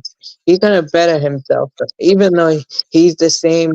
He's the same people as me. But the only difference is though I didn't grow up like him. I have two parents though, nice home, nice family. I basically doing the education thing, doing my thing. I grew up nice. Unfortunate for him though, you know what I mean? Yeah, and then it's like we don't choose any of the circumstances. And Arnell's dropping some tea out here. And you know, as like I said, what's sad is that there are so many rappers I can't even fit into this title. And I think I did hear something about this. I remember this last name, Shabiz or Shabazz. Show. His name Yeah, is I feel like I Shabazz. did hear something about this. Now that's basically Wait, rapper Al Malik Al Haj Malik Shabazz. That's Malcolm X though. That's just basically Malcolm X and he became a Sunni. Changed his name. Mm. That's actually Malcolm X. What Mm. happened was when Malcolm X went for Hajj, he became Sunni. He changed his basically he changed the like he was who he was, but at the same time though he came out different though, you know what I mean? And him as a Oh. Muslim though he matured though and him being when he followed mainstream Sunni Islam what he did was he changed his name. That's why. I did not know that, Drip. Shout out to Drip for being on the panel. Okay, so Yeah, we gotta you're get welcome into though. And this. also what's interesting about him, he was also not just impactful for the other reason as well, but also he's also impactful on the faith I follow as well. He's also the main reason that basically the faith spread across the country though actually. Because look, I mean, there were Muslims back in those days, but I'm saying though, like his influence literally made it more, spread though. But anyways, let's just get back to the topic. Sorry, I was just giving extra No, information. you're fine, Drip. This is Kitchen Talk with Chef Big Bang. Y'all make sure y'all hit the like button, support the channel. But this is where we sit down and we talk at the kitchen table. We talk about a little bit of everything. Okay, so Dirk is locked up, as y'all know, murder for hire, and he's putting up all this stuff to get bond. They said, nope, you can stay in here. Let's get back into it. Recorded way Wow, before Kwanda was ever saying no, no. The government was reeling when that broke in court. Is he a flight risk? And the government relied on the fact that on the day his co-conspirators were arrested and charged and news broke of that, he booked all these flights to Zurich and another flight to Dubai and a third flight. The defense explained what was going on there, and they bought a trip on economy because the only flight available was economy, and then he didn't want to fly economy, so they rebooked it through private. And the reason why it looked like there was multiple flights, the private jet had multiple legs, and so they just saw one leg and they thought, oh, he's going here to Dubai and he's also going here to Switzerland. No, he was going through Switzerland to Dubai. Ultimately, what this came down to, however, that the government said, hey, look, we got text messages, this guy saying, hey, I don't want nothing to do with those flights. We believe he's the ringleader. It's murder for hire. He's facing life. And that, my friends, is going to be enough to get you a no bond case in federal court. If the feds decide that we're charging you with murder for hire and we're going to put the life target on you, and we say we've got text messages of you implicating you in a conversation about the murder for hire plot, that's going to be enough to get a no bond. So that was the bond hearing. I think trial will be obviously very different. I think it's pretty easy in a case like this for the government to go and get you a no bond. However, they're going to have to prove somebody did these murders, and they're going to have to prove that Durk paid for these murders. That's going to take mountains of evidence, something we saw none of today. Truly, there was no evidence presented today other than this one text message where Durk is saying, I want nothing to do with that. And so the context around this case where the government first has to prove that someone committed a murder and then they have to prove that that someone was paid for by Durk, that is going to be very different from a bond hearing. wow, Okay, Drip. Well, one of the things I heard was that they used his credit cards to do it or to wow. pay That's for all kind the of sad, stuff. man. That is sad, man. Just sad, man. Wait, but Yeah, they also used I the felt like company this credit though as card. well. Is basically when I told you though that he was a character on Power though as well. Not he played a character. Dirk played a character on Force or something, Power Book Force or something like that on 50 Cent's Power. He literally played a character on there. I felt like 50 gave him an opportunity though that would literally make him so much money and he would have just abandoned all of that. If you had the right mindset, right? Knowing that 50 gave him a big acting role though, because Power is a really big crime drama series to everyone else. You know what I mean? No, he would have, you know, he would have, if he was in that business mindset, he would in a different way. You know what I mean? If he changed his mindset, look, I'm offered a big role. I would have just given all of that up. Do it all yourself, though. I'm out of here. He would have basically be free right now doing Power series, though. You know what I mean? Because that was a Yeah. big opportunity 50 gave him. Huge opportunity. But then, the saying, you never appreciate what you have till it's gone. And I Mm-hmm. think that saying definitely applies to the situation with Little Durk. Like, you have That's similar. everything. You have a good career, you have money, you have a family, you have a wife, you have kids to live Yeah, for. but also And he's you're a out Muslim as here well. worried about getting get back for people, worried about all this beef. At the end of the day, it's all so dumb. Well, but also him being a Muslim as well. You don't actually know he's a Muslim as well, though, as well. So, I mean, he could have also basically literally had all that time of basically to repent as well, though, for all that, though, because, when whatever you did in your past life, though, and when you actually convert back to my faith, though, Muslim faith, though, literally all your sins is forgiven, though, from your past life, because that's your past life.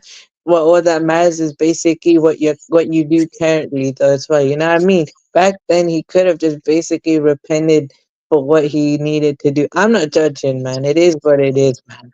Yes.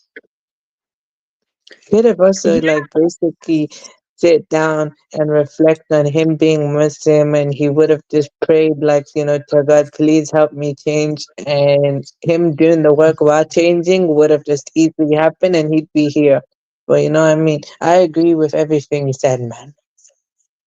yeah, and it's just at what point do we as people change? Because I know when you're young, it's like Angela said, people's in their 30s and 40s still talking about street life, um, and selling drugs and a whole bunch of stuff that really don't got nothing to do with nothing. And just because you have a Gucci shirt, that does not mean you are rich. Um, we're just so No, caught up on not street rich stuff. though. No, but these guys do not street rich. You're not legit rich though, because literally with all that money you're doing though, is literally gonna have to clean that money out constantly. And you can't, even if you have this much money you made in that lifestyle, you can't use that money though. You know what I mean? You have to literally get it cleaned out though, and basically find some kind of different venture to basically clean the money out, and you have to use it from there. So no matter how much money you've made it from there though, basically you can't use it though. Yeah, because it's not clean money. It's not real wealth. And that's why we see all these people buying this stuff like Takashi 69. I was watching something the other day and they said the IRS was about to auction his stuff off. They was coming to get everything.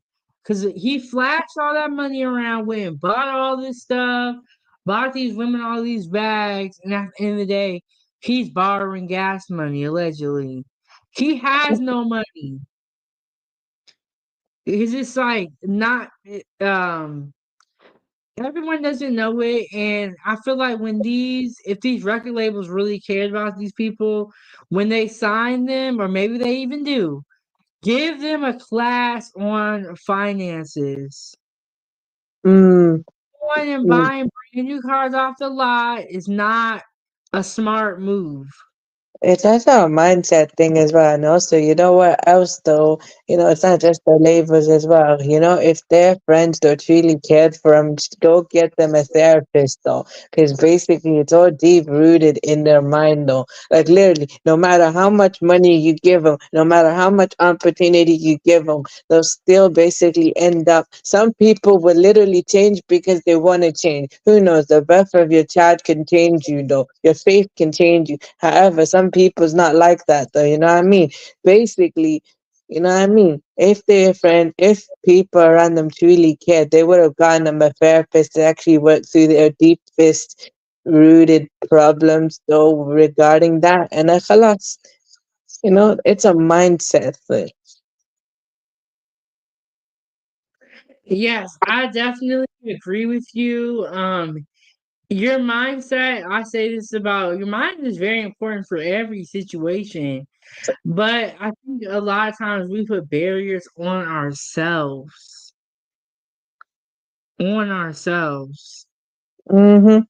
This is also basically in general to Police me. I enforce know, a like, basically, I'm here though, doing my thing, gotta say what I gotta say. I'm just basically putting it in general because not saying everyone else here, but do you know what I mean? In general, though, you know how some people are, man. Yes, and it's very, very true.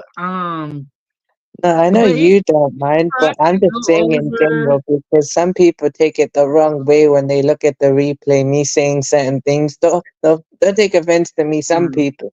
That's why I'm clarifying everything. But you know what? I feel like no matter what we do or what we say on this platform, somebody's gonna find a problem with it. And not because what we're saying could be problematic, but because people love negativity. People love negative energy. They want to argue. So I feel like say what I got to say. And if you don't like it, that is okay. For Same us, here, it is. though. Okay, I kind of agree with you. Same here with me. I'm just Yeah. basically saying in general. That's just a general statement, though. Yeah. And they know who we are. We never said we was gangsters and all that. No, we said we was law-abiding citizens, giving our opinion. Yeah, so I'm just basically a civvy, basically. I'm a civilian, though. I'm not about that life, and I'm not a therapist. I'm just basically giving my opinion, my perspective on everything like that, because I don't want that energy back on me. And also, I just like to basically want to understand why do they want to think like that and why would they want to do it. I'm not a therapist. Yes, me neither.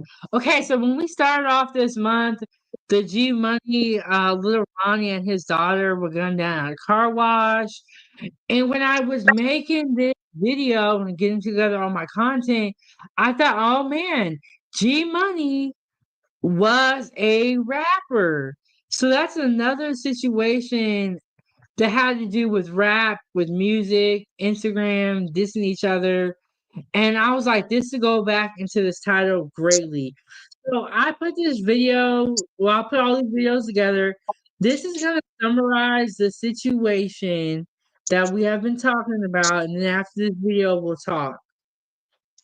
We're investigating another deadly shooting in the city. This one happened at a drive-through car wash just off I-20. NBC5's Maria Guerrero is at the crime scene live. Maria? Hey there, guys. Yeah, not only is this investigation still very active, so is this scene, which just in the past few minutes, we did have police tape being finally brought down by Forest Hill Police. You could still see part of the scene unfolding here at Slappy's Express Car Wash. There has been this large crowd of family members that just left within the past couple of minutes. They were allowed to stay very, very close to this tragic scene. Many people have also been behind police tape. We are awaiting any kind of information from police, Forest Hill. We've been asking them all day long for any kind of information about what happened out here. The limited information we are getting is from family on this scene, and this is what they are telling us. They have identified the two victims of a shooting, they say, that happened here at the car wash this morning. They shared pictures with us saying Ronnie Smith a local rapper, and his daughter are the victims of the shooting. His daughter, they said, just turned 5 years old yesterday. This was the tragic scene shortly after 11. Okay, so this video was done when the story first broke. There are some things I want to clear up. His daughter's birthday was not the day before, it was a friend's birthday. And so I want to clear that up. And the two suspects or possible unalivers have been captured. So, and the daughter and her dad just had their funeral. The suspects were captured, and she did not just turn 5. Wow. I'm gonna play some more, Drip. Let's go. This morning as dozens of people rushed to the scene as Forest Hills police responded to Slappy's Express Car Wash along East California Parkway Service Road. The crowd only growing larger, leading area police from Fort Worth and Mansfield to come in and help. Forest Hill police taped off a large section around the car wash. The victims' large extended family members coming in, struggling, of course, with their unimaginable grief.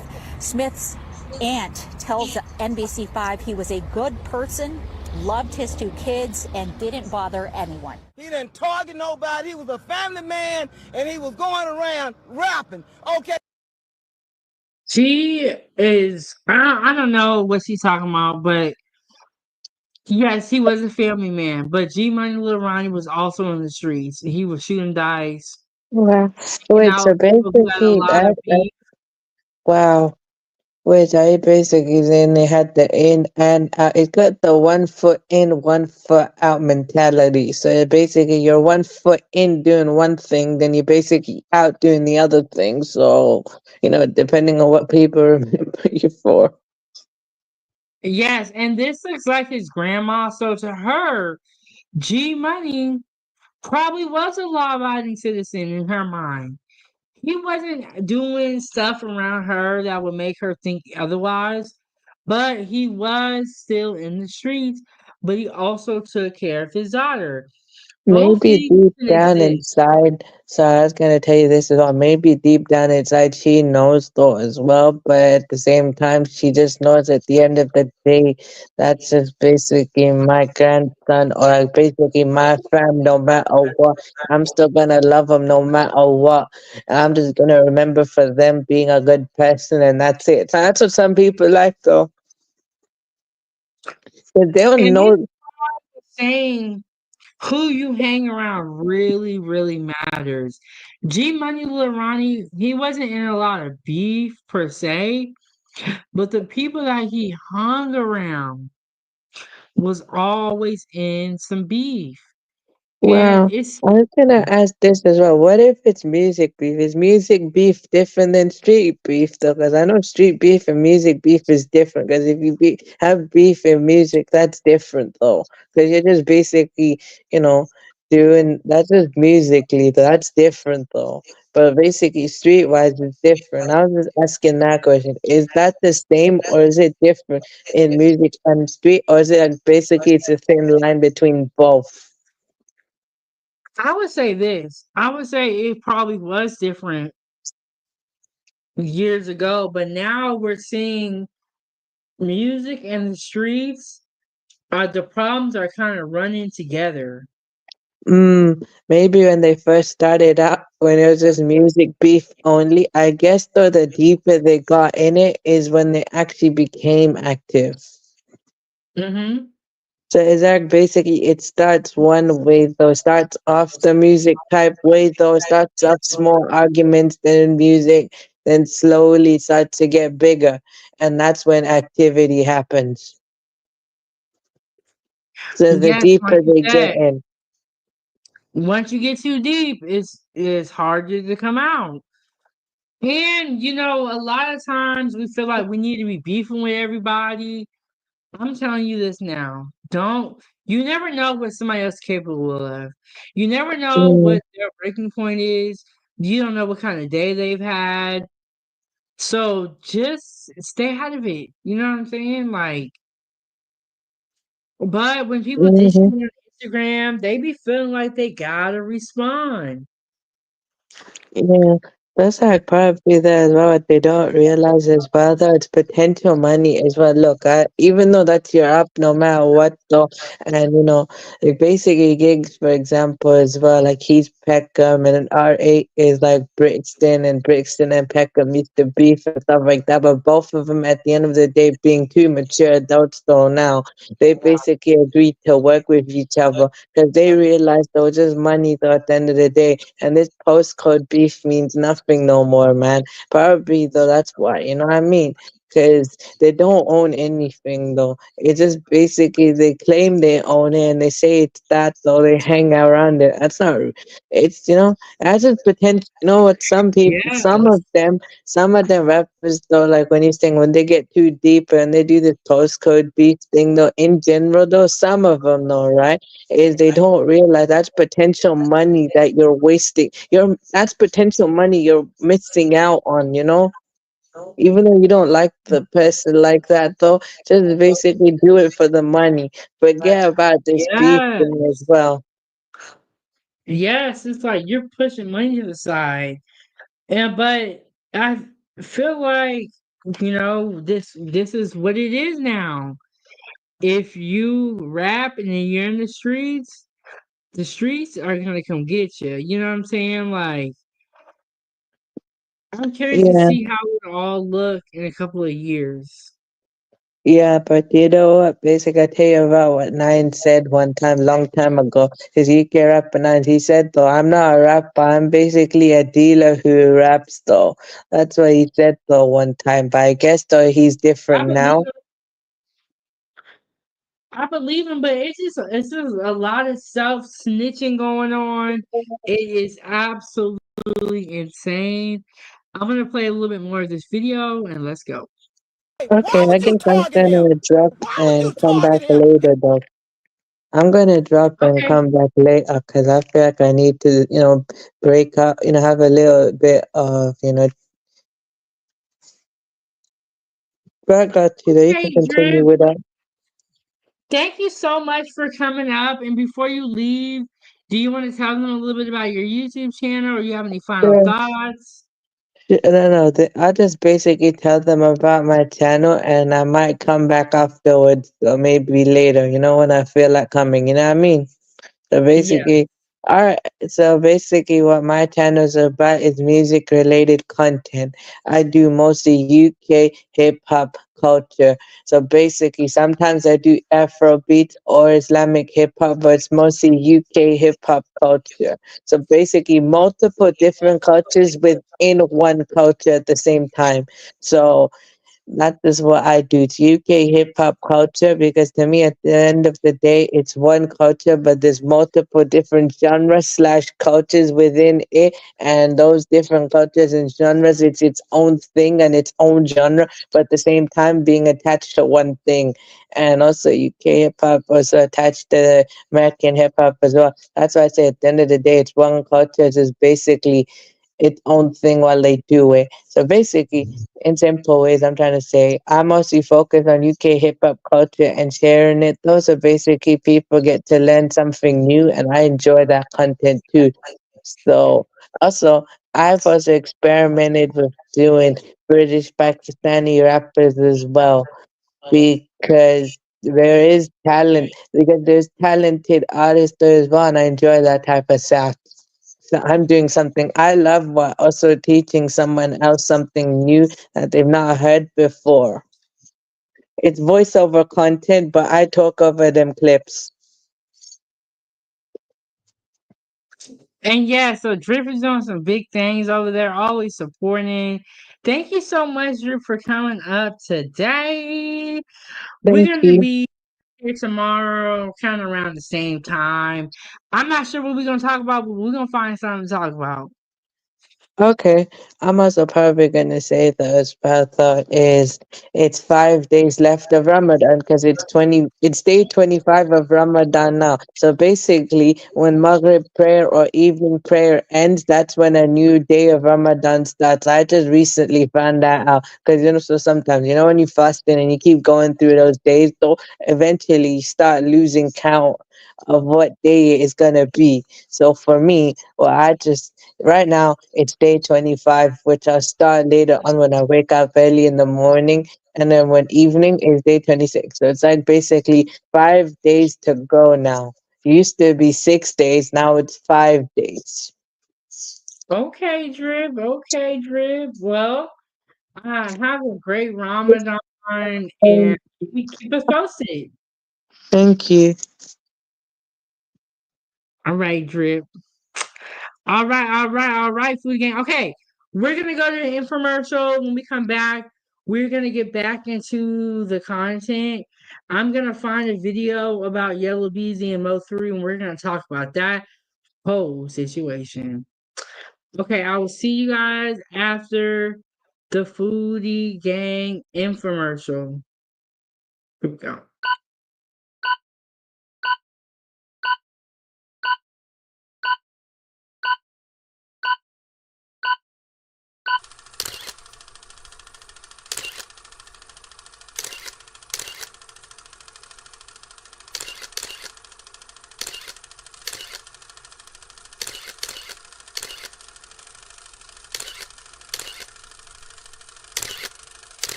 Hey, Foodie Gang, welcome back, welcome in. Welcome to my kitchen. Thank you all so much for being here. And if you made it to this step, I'm gonna explain to you exactly what is going on. So, I have my new membership program. I am launching my membership program, and there are three different tiers: Foodie, The Gang, and Certified Foodie Gang. I am going to explain to you about each tier and also the instructions, and all the information is down below so you can check it out. So we are just going to start with the first tier, which is the Foodie, and it is going to be $2.99. You are going to get loyalty badges next to your name to let everybody know how long you have been a foodie. You will also have emojis to use in the chat that are designed by me, and I cannot wait until you guys see them and check them out. You're also going to have member only live chats, priority reply to comments. So that is the first tier. The second tier, which is the gang, will have all of the previous perks that we talked about, plus early access to new videos, member shout outs, photo and status updates, and members only live stream, plus the perks that we mentioned previously. Now, moving right along. Now we're on to the third tier, Certified Foodie Gang. The third tier is going to have all of the previous perks from the first and the second tier, plus the third tier, which includes connecting on social media, members only cooking videos, member only shorts. This third tier is $19.99. So we have $2.99, $6.99 for the gang, $19.99 for the third tier. At any point in time, you can cancel, you can upgrade or downgrade depending on what you do, Foodie Gang. But the choice is really yours, and the flexibility is yours. I encourage you guys to join my membership program and go along on this journey with me at 907 Goodies so that you never miss a meal, a recipe, or a live stream going forward. So join the membership program, read all about it, and like I said, you can cancel at any point in time. But if you want to continue to cook with me and receive my recipes, become a member, join the membership program. And I am so excited for all of my Foodie Gang members to continue to enjoy my great content. Thank you guys all so much for being here. Let me know what you guys think, and I will see you guys in the membership or in the program. Thank you guys all for tuning in, Foodie Gang. Thank you guys so much for continued support of my channel and my cooking. Now, with all that being said, let's get started.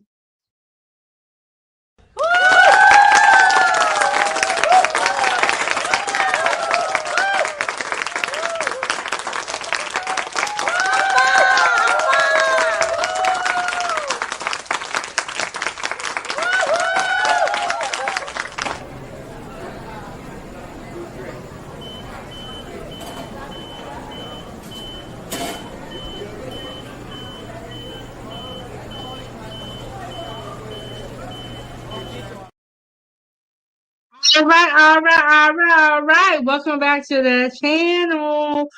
That was a Foodie Gang infomercial. We about to get back into the content.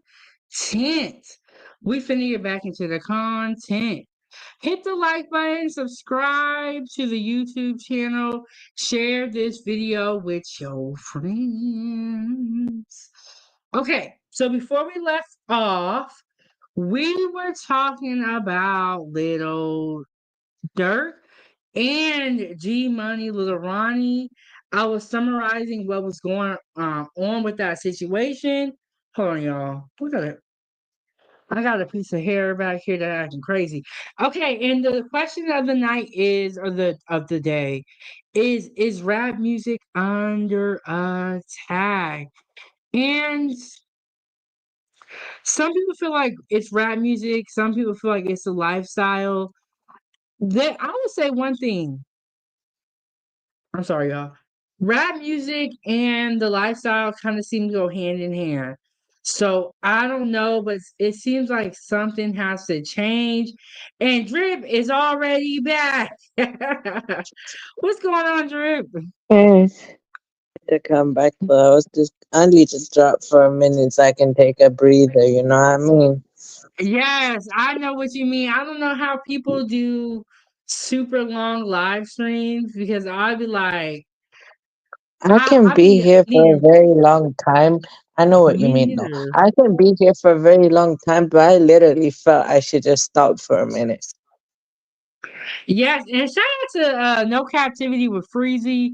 He was going live like all Hmm. weekend, 12-hour Yeah, live streams. It seemed like he yeah. was streaming for Shout 36 out to hours to him, 48 though. hours. I literally went there to support him, though. Yeah, so shout out I to him, man. cannot do that, y'all. And if I do a long live stream, it'll be a marathon and I'll be in the kitchen.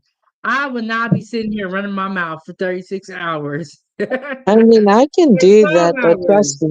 trust me, I can do that for as long as possible. But even I just, stop for a minute, just drop and then come back. You know what I mean? Or I could just breathe.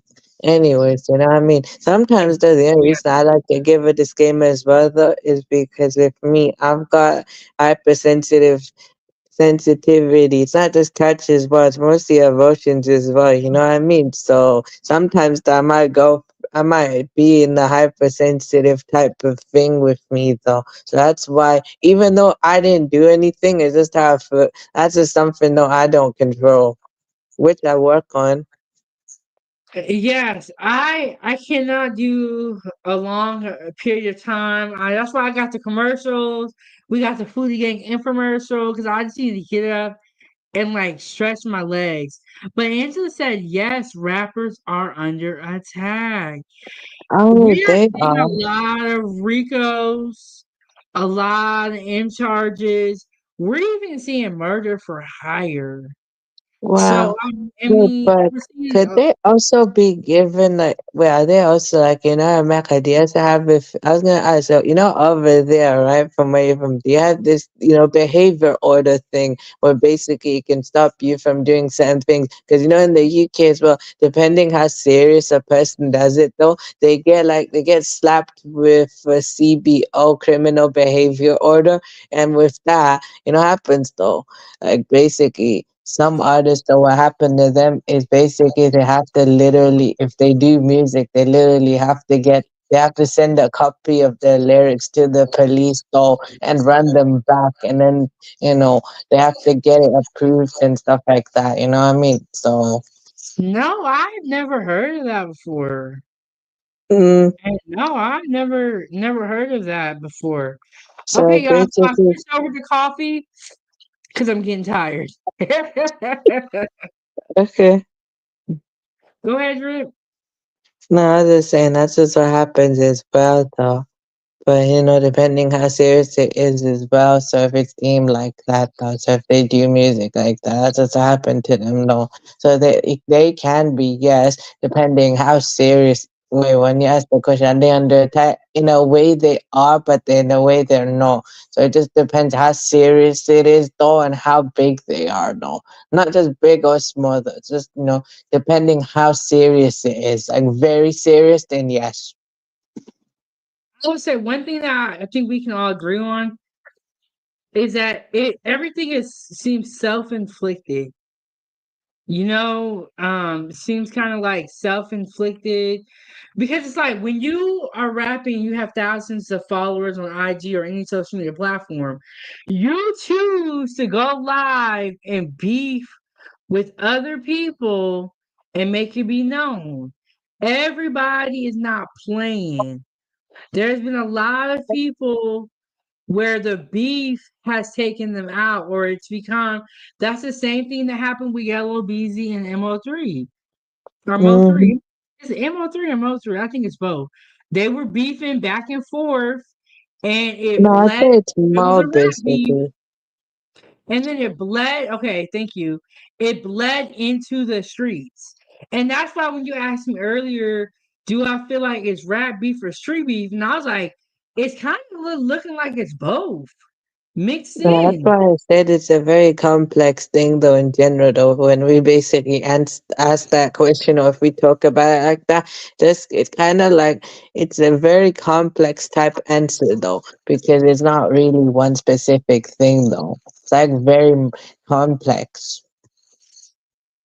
Yes.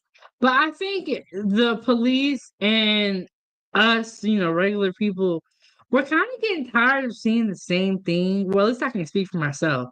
Tired of seeing Okay. the same thing. It's Yeah. like, when are we going to learn?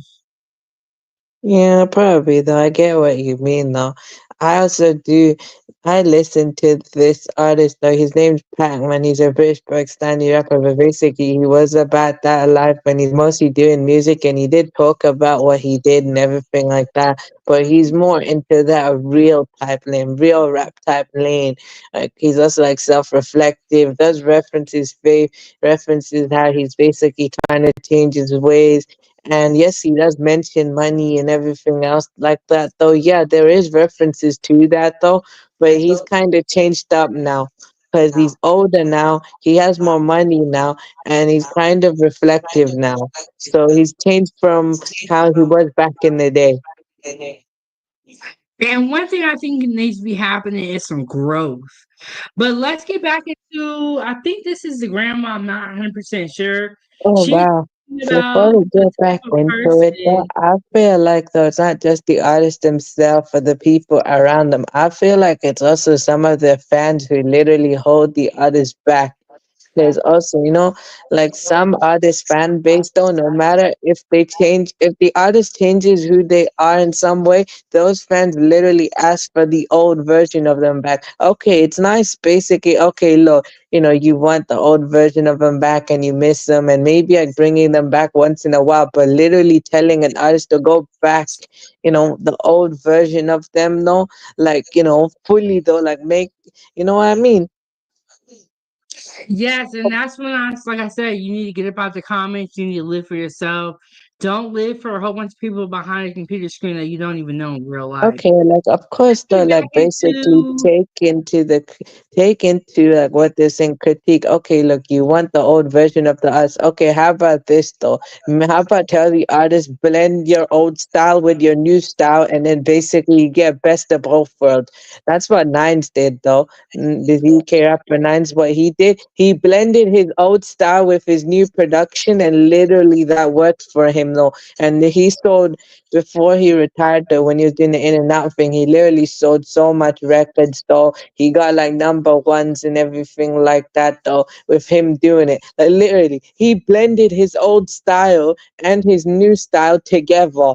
Like his new rap style or trap style, whatever though he was doing though, he blended his new production and his old style with his new style all together, and he blended it together, and basically people literally loved it though. So if you want, I get what the fans miss about the artist older style. Okay, how about you tell them to basically blend that in with what they're doing now, because the artist wants to grow, but they understand their fans want the old style as well. How about just blend it together and you get best of both? There's a lot of things that can be done before you get to jail, prison, or even becoming unalived. No, I can But agree for with that to you. happen, you have to want to change, like what we discussed earlier. But Yeah. let's get back into this video rip where Okay. the grandma is talking about G Money Lil Ronnie and they are summing up the story. And this is another rapper out of Texas that unfortunately lost his life, and so did his daughter. He didn't bother nobody. And a baby, his baby. All we know is that he was talked. He was doing the car, cleaning the car out, and somebody came through shooting and killed him and the baby.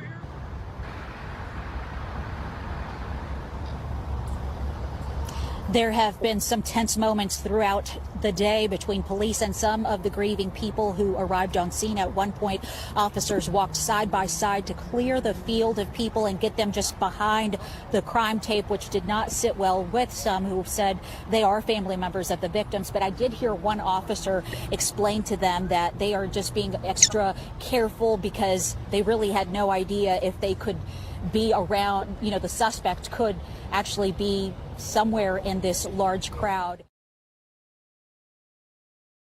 So that is the story with G Money Lil Ronnie and his daughter, and it's just been a saga ever since then. As far as like the baby mama, the funeral arrangements, we have done a numerous amount of live streams on that specific topic. One of the live streams that we did is this one. And they recently had their funeral, but I brought that story up to ask, is rap music under attack? Do you guys think that if G Money Lil Ronnie wasn't a rapper and he only gambled and he still hung around the same people, would the outcome be the same? Or Yes. are we blaming the music for everything? I feel like the music is blamed too much. Like, yes, music plays a role, but I'm always gonna go with it. The environmental factors. Yes, music can influence the environment. However, the environment influences the music too. So first, it just starts like it's just music, and they just talk about it. Of course, music is the influence of the environment. The environment influences the music first, and basically it goes back around. So it's like a circle. It goes in a cycle though. So basically, the influence is the environment first, then the music. So it's environmental factors, then it's the music. I feel like the music is blamed too much. Though. Can't blame the music always though. I guess music has its role, but what made the music that way? If you had a positive environment, equals positive music. You know what I mean? Yes. Yes. And I can see what you're saying about there's too much influence being put on the music. I think the environment plays a big part, the music. I think it kind of all goes in there together, but it's definitely the environment. And I don't think you could even just blame one specific person. I would say Agreed. it's a That's little what bit I'm of saying. everybody's fault. That's what I'm saying as well. In general, though, it's not one side's fault or the other side's fault. Everybody is responsible for whatever happened in general, though. You know what I mean? Everybody's Yeah. basically got a role to play, and that's just how it is. You can't basically put one side or the other, say environment is this, that, but then music's this, that. Nah, man, it's both. Yeah, but I think that that specific situation with G Money Lorani and his daughter caught the attention of everyone around the world, in definitely the US, because it Well, was I've so heard about it now, tragic. well, maybe in the UK as well, probably heard. But anyways, what I'm trying to say though, as well, though, even if they weren't in the streets no more, I think that lifestyle would have just caught up eventually, though. I ain't excusing that though. There are people who've done that and they've escaped it though, and they found a way. But also sometimes though, even if you do good for yourself and you do this thing though, at some point though, you gotta remember though, depending how serious you've done it though, that type of lifestyle does catch up eventually. It may not happen when it happened, but it is bound to happen someday. Yeah, it's like if you're how, and then I don't know if you guys believe in karma, but I believe in karma. I feel like if you've Same. done all this bad stuff, you should not be able to ride into the sunset and be happy. Karma has to come back and get you. And I feel like that's what happened to Little Durk. If the things that they allege he did, then that's a little bit of that I feel is karma. The same Wait, thing I with was gonna Yella ask this Beezy as and well. What if the Mo3. person started doing bad, but then eventually they found a way to do good? Do you think that just balances out, or something like that? Because I just want to know as well. Because of course, everyone's got a choice and they do what they have to do. You know what I mean? I just want to know. Do I think it balances out? It may balance it out, but you can never be, people are never going to forget. And that's another thing when you do these crimes and when you take somebody out, it can be 10 years down the road and you get caught up. It can be 5 years down the road, like it was for Yella Beezy. And that situation happened like 4 or 5 years ago. Reputation. Came back around. I feel like even if you start doing good, you still gotta pay for what you have done that was bad. Mhm. Ain't no canceling it out. Mhm. What do you think, Drip? Yeah, I can agree with you on that. It can't work like that though. I know what you mean though. I mean, depending on the person's intention, if people can tell you've done if you live that way, I know what you mean. I can agree with you on that. Say if they live that lifestyle, but they changed their way and their intention, and they've proved they've changed by their action and everything like that, and people notice they changed, then they can forgive that. So they don't have to forget it, they can forgive it. Yeah, and I feel like even like Lil Durk situation where he changed, he became like a community activist. I believe he has That's kind of something where like the he's double helping. life. Do you think he's living a Yeah, double life? it's a double life. It It's not sounds just like the it's in what and they're out though. electing. Oh wait, wow. It's not just the in and out thing. That's way different. So basically though, don't get Yeah. some people though have this double life though. So they do one thing one way and then they live the other way. And that's kind of what it sounds like Lil Durk was doing, the double life situation. And karma is karma. Mm-hmm. Karma. And even though he may have asked for forgiveness for his sins, they'll never be forgotten. You Mm-hmm. have to pay.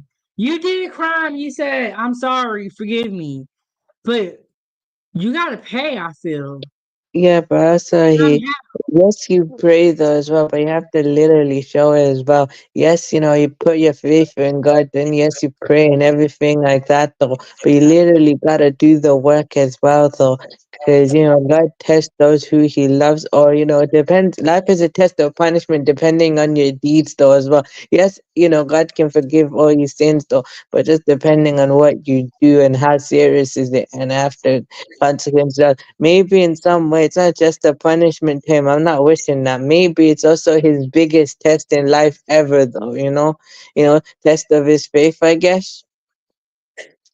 Yes, and you are absolutely correct, Drip. And Because I he was feel raised a Muslim because of his father. Because when his father, embraced the faith, he raised his kids to basically be a Muslim as well. When his father was around, or when he's with his father or something like that, though, basically though, he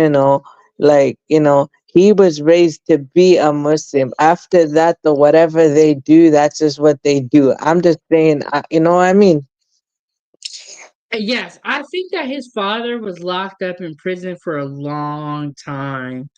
Let me see if I can pull that information up. He was in prison for a long time, and that is why people think that Lil Durk kind of went uh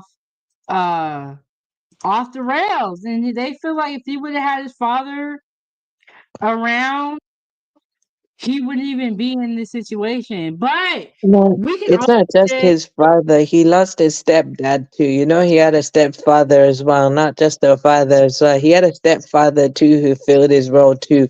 I felt like probably when he lost both, that's when he basically literally started to be who he is. Like he, yeah, I'm gonna share my screen and show y'all what I'm looking at. I did not know this, but I think we always talk about the absence of a male father and all that stuff, but I think it does play a big part, and it's unfortunate that people are not putting their kids first. yeah, I can But agree with you on that though. I'll give you one example. So when I said about Pac-Man, his brother's UK rapper, he grew up in a single parent home though. But anyways, even though, if you grow up in a single parent home, it doesn't mean that you can never no, no, no. do I'm not good. saying that. You know what I'm No, saying? I'm not saying No, I'm not saying you, Drip, but people be making it seem like that. people make it. Oh, I'm not, sorry, that was my bad though. Because half for you, I'm not yeah, saying you're saying I'm that to jumping me in though. I'm not. But no, I know. But I'm just kind of trying to clear that up quickly because I'm not saying to care about what people think, but you know what I mean. Like, in general, though, if things can be taken out of context, and I don't mean that though. You know what? But I feel like people want to take stuff out of context. People want to argue. And if you are listening to someone speak and you're waiting for any gotcha moment, there's going to be a lot. You know what I'm Okay, saying? but Okay. anyways, though, relating to this, though, wow, man. Yeah, it says Little Dirk's father, Dante Banks Sr., was arrested in 1993 for his involvement in a crack cocaine distribution ring in Chicago. And like I said, I'm gonna put the disclaimer out while I'm reading this. Because we weren't there, but this is what being said. Um, he was sentenced to life in prison in July 1994 when Dirk was just a baby. After serving 22 years, Banks won his appeal and was granted freedom in 2019. Wow. You need to look at how old Dirk is, but that's insane. His father was sentenced to life in prison in 1994 when Dirk was just a baby. So the absence of his father for 22 years, that's a big deal. I know. That's sad, though, man.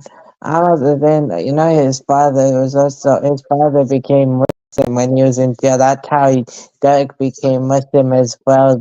Literally, how about this? Google this. Is Little Durk a Muslim? You'll literally be surprised when you find out he is, though. I know in his Oh music yeah, videos he I don't show. remember Dirk being Muslim. He was actually wearing I don't know what they call. It's called a prayer cap, though. It's called in Arabic. It's called namaz cap, but basically in English we call it a prayer cap. So it's this white cap that we wear during prayer. So Dirk is 32.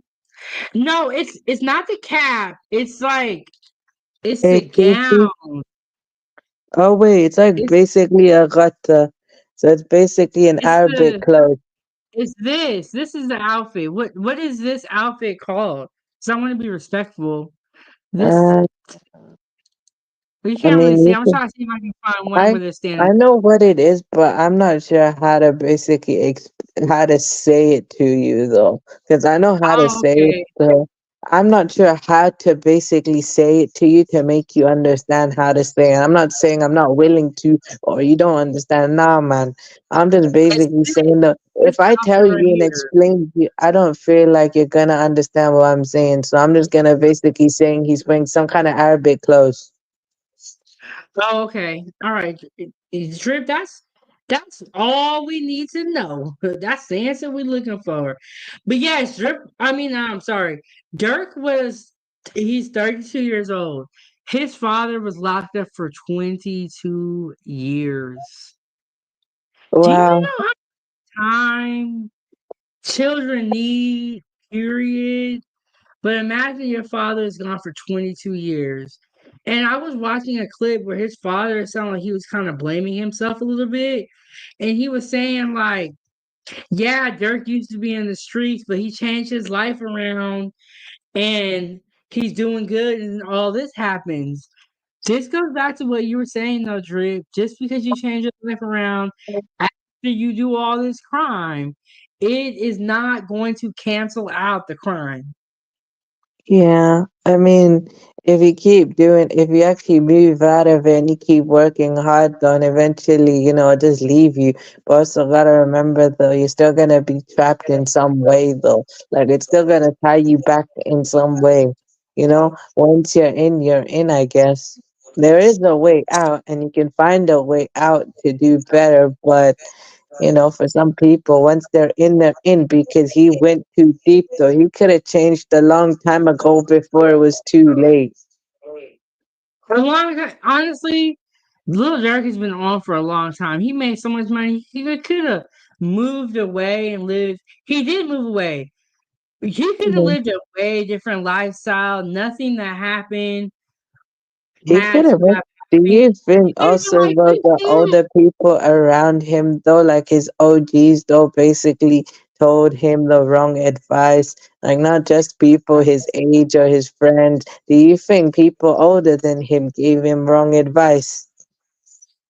Oh, I definitely do. And some of the rappers are like in their 40s or 50s, and they're married with wives, and they have kids. But what they choose to rap about is gangs, selling drugs, and being on the street and living in the hood. When they live Some in the of them suburbs, though. some of them, when they live in the suburbs with wife and kids, but you never hear that story. You hear about the 10 years they was on the street or the corner. You don't ever see like an evolution of music, I feel, among some of these rappers. They'll be like Yeah. 40 and 50 still talking about this one time period. But talk about the now. But when they do, they No, show it's I don't not really just about the now only. They could do it if they want to, but it's just mostly about the support as well, though, about like their fans as well, and basically the numbers and how much money they'll get though, as well. Like they can do real rap if they want, but do you know how much money people will be willing to pay for it though? I'm not saying they won't pay for it. People will pay no matter what, but I'm saying is they want big money though and they know what gains traction. And I ain't excusing that. It's just, Yeah. you know what gains traction. The only reason they want traction is because it means though they get more money though, and not just the support as well. That's why they do. That's why they talk about these things though. It's about the traction that they need though, because that money. So that traction brings them ticket sales, money, their sales as well though. That's why. Well, I think you're right, and I think a lot of the things that go on and happen are for money and because of money. And because of money, Sayso P was gunned down, unfortunately, outside the hotel. It's very, very sad. And it's like, where does this end? Like we get that nobody wants to be poor, everybody wants to be rich. But now we've gotten to the point where it seems like they're literally running around harming each other, putting it in their Okay. music, more money, but in the end, you don't make more money because you're gonna end up unalived or in jail. But some Yeah, people, but also be careful as well, though, depending on who you beef as well. Even if you are ups like that though and don't have beef no more, also be careful. Is it also though like depending on like the people while they do that though, they could basically blacklist each other out of the industry as well because they could, depending on who it is though, they probably have potential connections as well in general though, Some people have connections as well. So gotta be careful. yes, and it's crazy because okay, so Big U was a record executive out in California. Big U is old. I don't know. He got to be at least 50 plus. 50 and Mm-hmm. like so these are the OGs that we're talking about misleading the younger children, the youth. They're Yeah, I being can agree with misled. you on that though. Wow. Yeah. That's what I'm saying as well. Like basically, one time I told you about one guy that's called Young Teflon. No, like his OG literally told him, no, like one of his OGs literally told him, no, like look, while he was in that life, literally just go to the studio, man. Just go and go to the studio. He was going studio though, and his OG literally brought him there, and he said, look, stay there with this producer though, like this producer in Khan's Hills though is like a pioneer, in he's like a pioneer producer in the UK as well because he was like the one that helped bring in the UK drill sound in a way and that trap sound, road rap sound. So basically, he and Khan's are like cool like that though.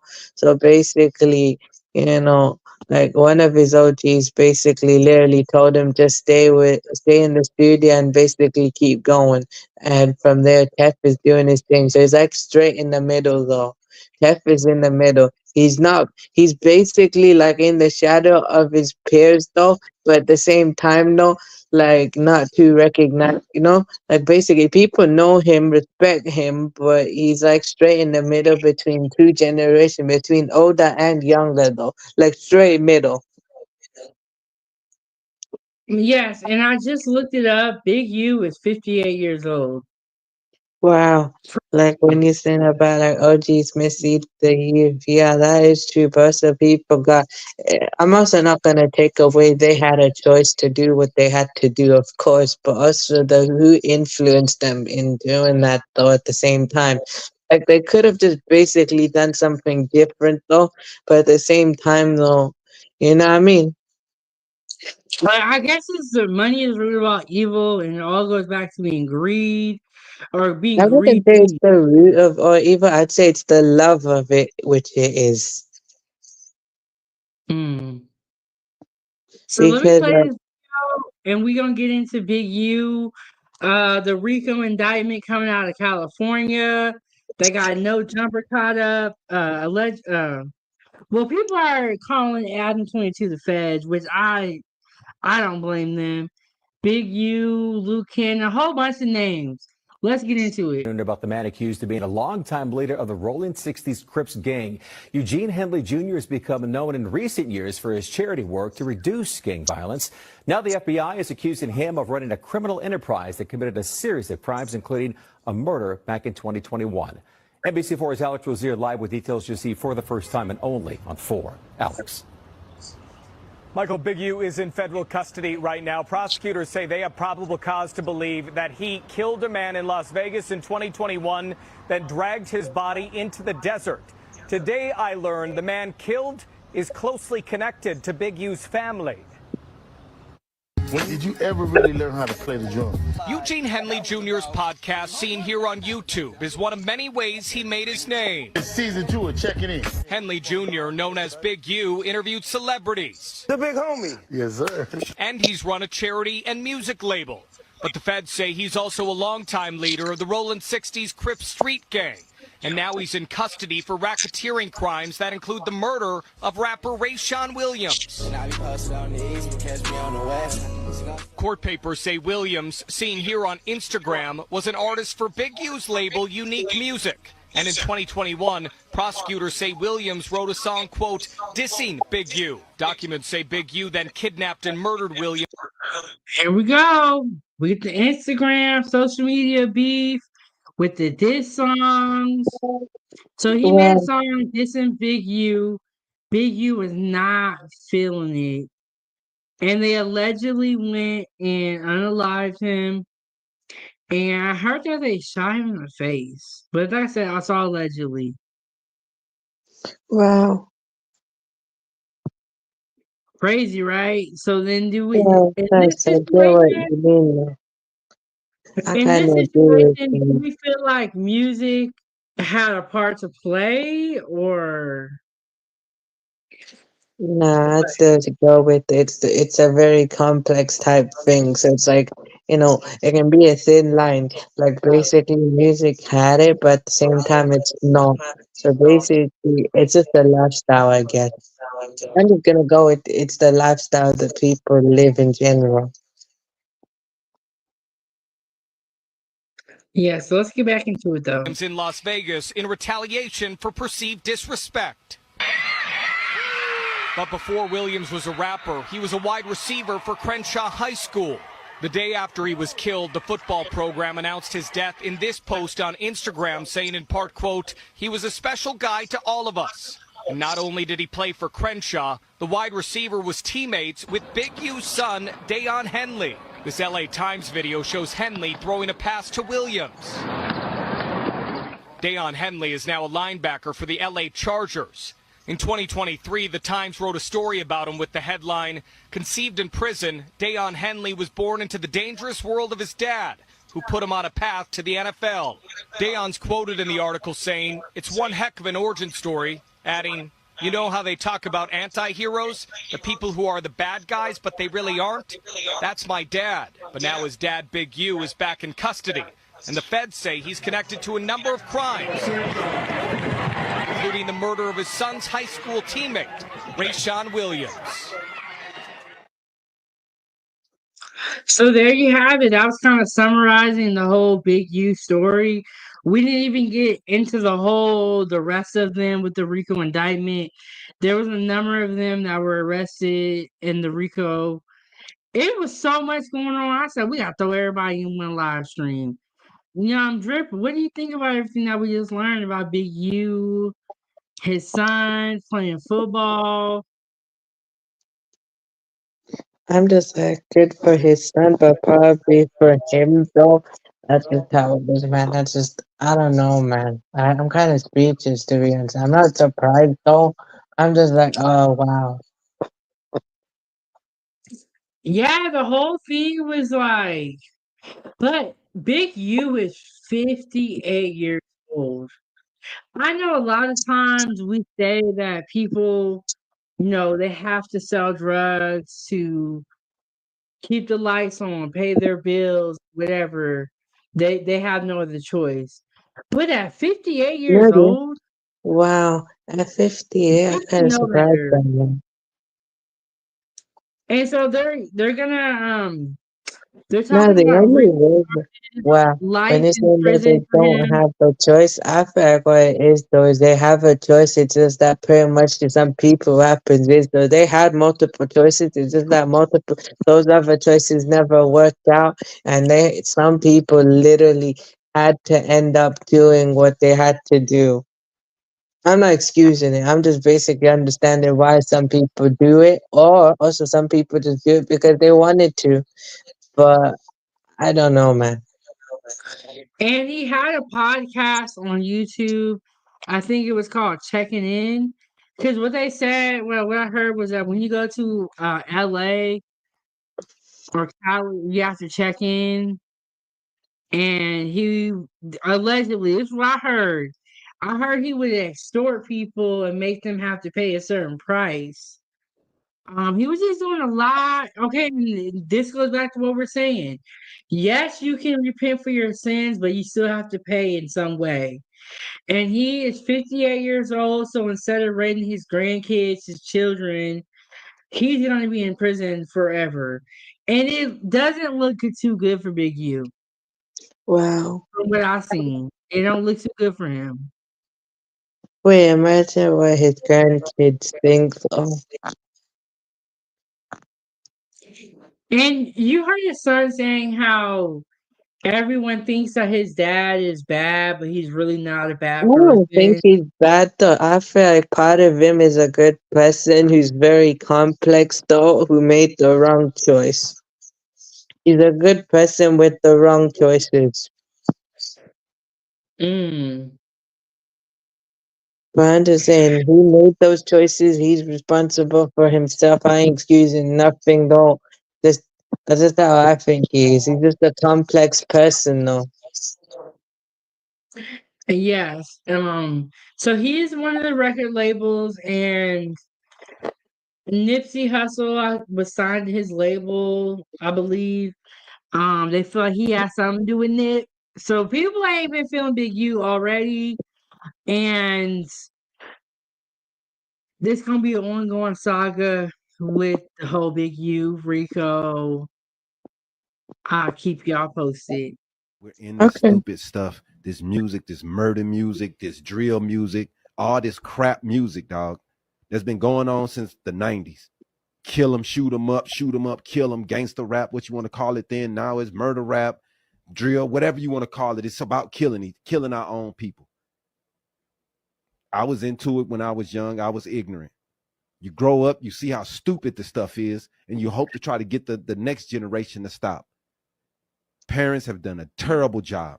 Men have done a terrible job. We ain't taught these dudes nothing. Yep. They following the same garbage paths that we was doing when we was young, shooting each other up. They think this cool, man. They in there celebrating this dude. Rap is the most dangerous profession right now that a black man can have. And I'm gonna go back to this last video. I'm probably gonna play it again. He was spitting facts. This goes Mm-hmm. back to what you've been saying, Drip, is having the right idols, having the right people to really Yeah, set you up also some properly. people, you know what it is? Some people do have the right, people around them. What if some people have the right people around them? It's just that they themselves don't realize it. Or some people can be given good advice, influenced by the right people, but they themselves just don't realize it. Some people, though.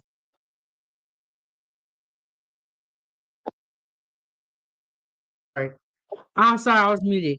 I also feel like nobody wants to admit or take any type of accountability. Mm-hmm. Everyone thinks that it's somebody else's fault instead of taking any, even 10% accountability. Because if nobody Mm-hmm. takes accountability and we're all blaming each other, how can we ever change? Yeah, I can agree with you on that, though. Like, how is it nobody's fault? Yeah, I pretty much I agree with you. The one I told you about is Raps and then Pac-Man in the UK with him though. He's like self-reflective though with his music though. Like look, he references all that stuff that you're saying though, like normal that is referenced though. But at the same time though, like when in his nowadays music where he's doing he's self-reflecting though as well. He does talk about his faith and he does talk about business and the money and everything like that though. But with him he's like self-reflecting, like, look, I take accountability of what I did a long time ago, and this is what I did, and I've made it here. You know, to be honest, not just the normal standard stuff, but there is like elements in his music where he's like literally self-reflecting on what he did. Like he's saying, look, I'm trying to improve myself, but at the same time, this is what I'm doing here. You know what I mean? I guess some people, everyone's different. That's what I'm saying. Yeah, I just feel like there is no self-reflecting, there is no accountability whatsoever. It seems like the men blame the women blame the men. But what about, hey, everyone take a little piece of accountability and let's like work together and acknowledge that there are some problems here. Mm. You know, and the problem is ain't nobody worried about the kids. Mm-hmm. Everyone is doing stuff for themselves. They're making all this money to go on Instagram and flaunt their stacks of money and all that stuff. But what about the kids, bro? What about the kids? Mm-hmm.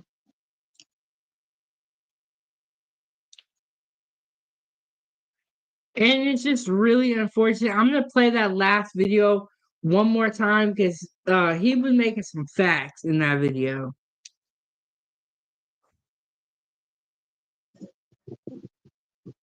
We're in this stupid stuff, this music, this murder music, this drill music, all this crap music, dog, that's been going on since the 90s.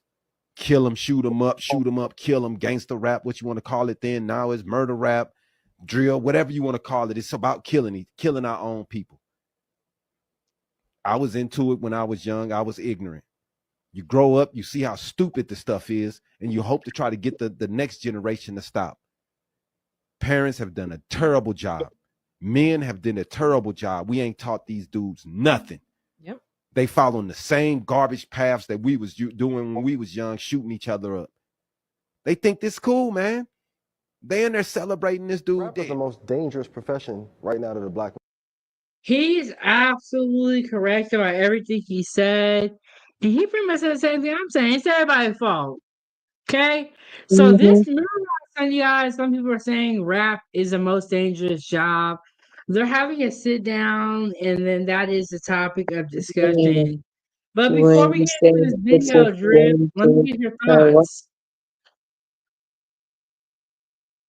Oh, I said before we get into this video, let me get your thoughts on the last video and Oh, the how do last you feel video about he the spoke title? facts though, but no, I agree with you though. He did speak facts though. I get where he's coming from. I just probably see it a little different, but I'm just gonna say overall, I can agree with what you're saying. No, for this video though, is it the most dangerous job? It can be depending on your lifestyle. So I wouldn't say the whole thing it is though. Not necessarily though. That just depends on what your lifestyle is, though.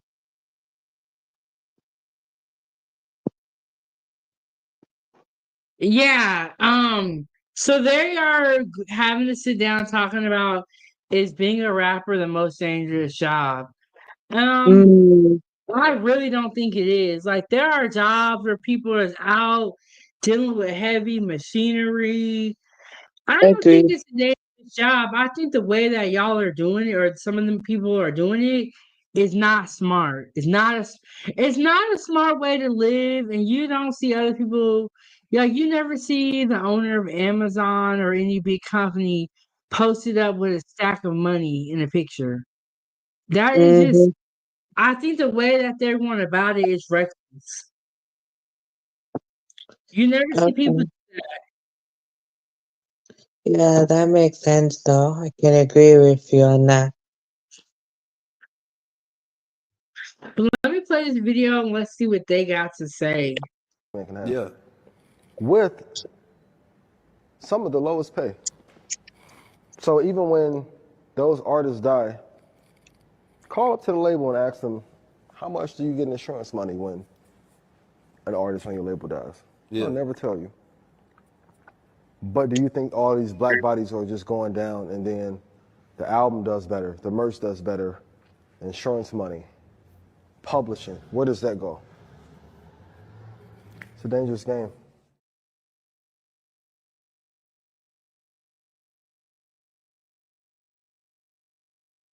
I agree with him on that part. We talked about it when Angie Stone was unfortunately unalive, or we don't know what was going on with that. But we talked about it, how she was saying that she wasn't getting her money, and that you're worth more money unalived than you are alive. And we're seeing Mm-hmm. it happen. But I would Yeah, I say can this, agree at with this you on point that. in time, we know all of this stuff. So if you go into one of these record deals, that's on you. Mm-hmm. You know everything That now. I agree with you though, you know. For me then I'd say to me personally, if I was an artist though, I'd rather wanna be underground though. I don't wanna be mainstream. I'd rather be underground.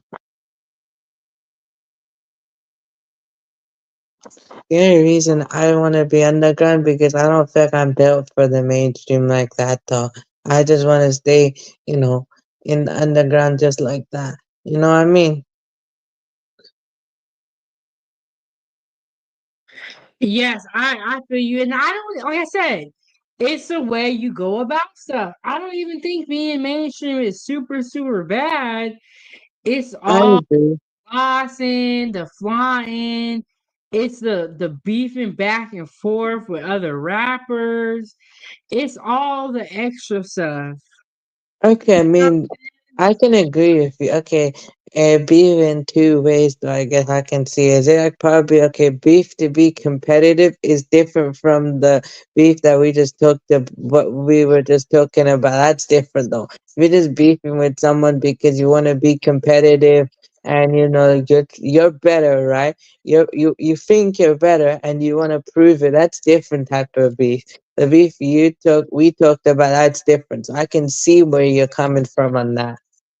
I'm not saying that being mainstream is bad. I just don't feel like I'm made for it though.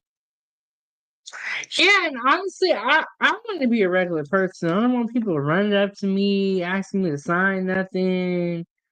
That don't seem that enjoyable to me. But Mm, everybody is different. But I now don't it mind kind of seems people like, doing it. To me, I just feel like I don't want that much. I don't want it to be too big, man. No, can't handle that though. You know. yeah, like I don't know. I don't want. I don't know. I can live their lifestyle very different, but a lot of people want the glitz and the glam. They want people to know their name. They want everybody to know that they have money. And so we're seeing a lot of like people crashing out. These rappers are getting all this money. They're paying Pookie and Ray Ray from the hood to go commit crimes. And then when they get popped, they tell on who gave them the money, which I don't even blame them. So that's kind of how Lil Durk going down. It sounds like Yella Beezy going down too, because it's like Hmm. just making I bad agree with you though. Do you think that like a long time ago, you know, like if Dirk saw what Keith was doing, though, the way Keith moves though, and the way Keith done things, so Keith is smart for doing what he's doing though, right? So basically, if Dirk moved the same way a long time ago, just like Keith, he'd probably be in a better position right now. Yeah, and then to make all that money and to lose it to me is so crazy. But we're seeing a lot of rich people kind of go through this. Another thing I want to mention, when you go to jail, you got to pay lawyers, you got to pay all these fees. and you're not making music, you're not working, how long do you think your money is really gonna last? Just the lawyers and everything else as well. Just so basically your labor as well. Like basically you have to they give you some money and you have to literally pay it back. And also don't And they forget the own people all around your you. content. Don't forget what about the people around you too. They want money too. Trying to take care of, just you not just your kids, your family too, and your people you grew up to. And People especially if you're paying your mom's bills, there are people who depend on these rappers because they are fathers. Some of them are husbands. They do have families. So they're all depending on them. And you let everybody down over some beef. Mm-hmm. But if you're Chief Keef, you're the bigger person, and Chief Keef is a real winner here, okay? He got his money, he got his street cred, he changed his life around, he got out of all this mess. I feel like probably with this though as well though, 50 gave him that advice or something. When he signed with Interscope and when 50 was around that time though, when he worked with 50 or something like that, I feel like probably this though back then or something around 2012, 50 must have given him some good advice or like probably he heard what 50, said to him and he didn't understand it then, but then the older he got, he started to understand what 50 said to him.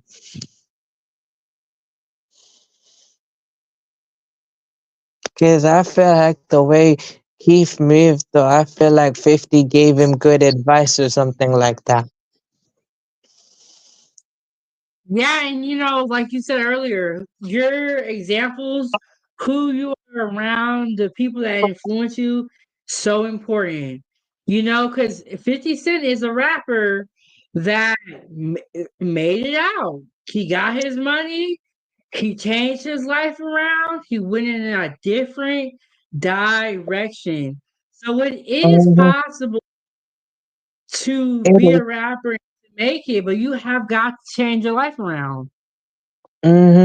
I agree. And also, when you do the rap type thing, if you want to keep going, find a way to make new content or basically find an exit strategy too while you do your career as well. And even if you hit that legendary status, find a way to slowly exit the game as well. Basically, this UK rapper Nines, he took a page out of 50's book. Nines retired though from music and he's doing business. Yes, he was doing the in and out mentality. Yes, he was basically doing that lifestyle, but he literally changed his ways though now.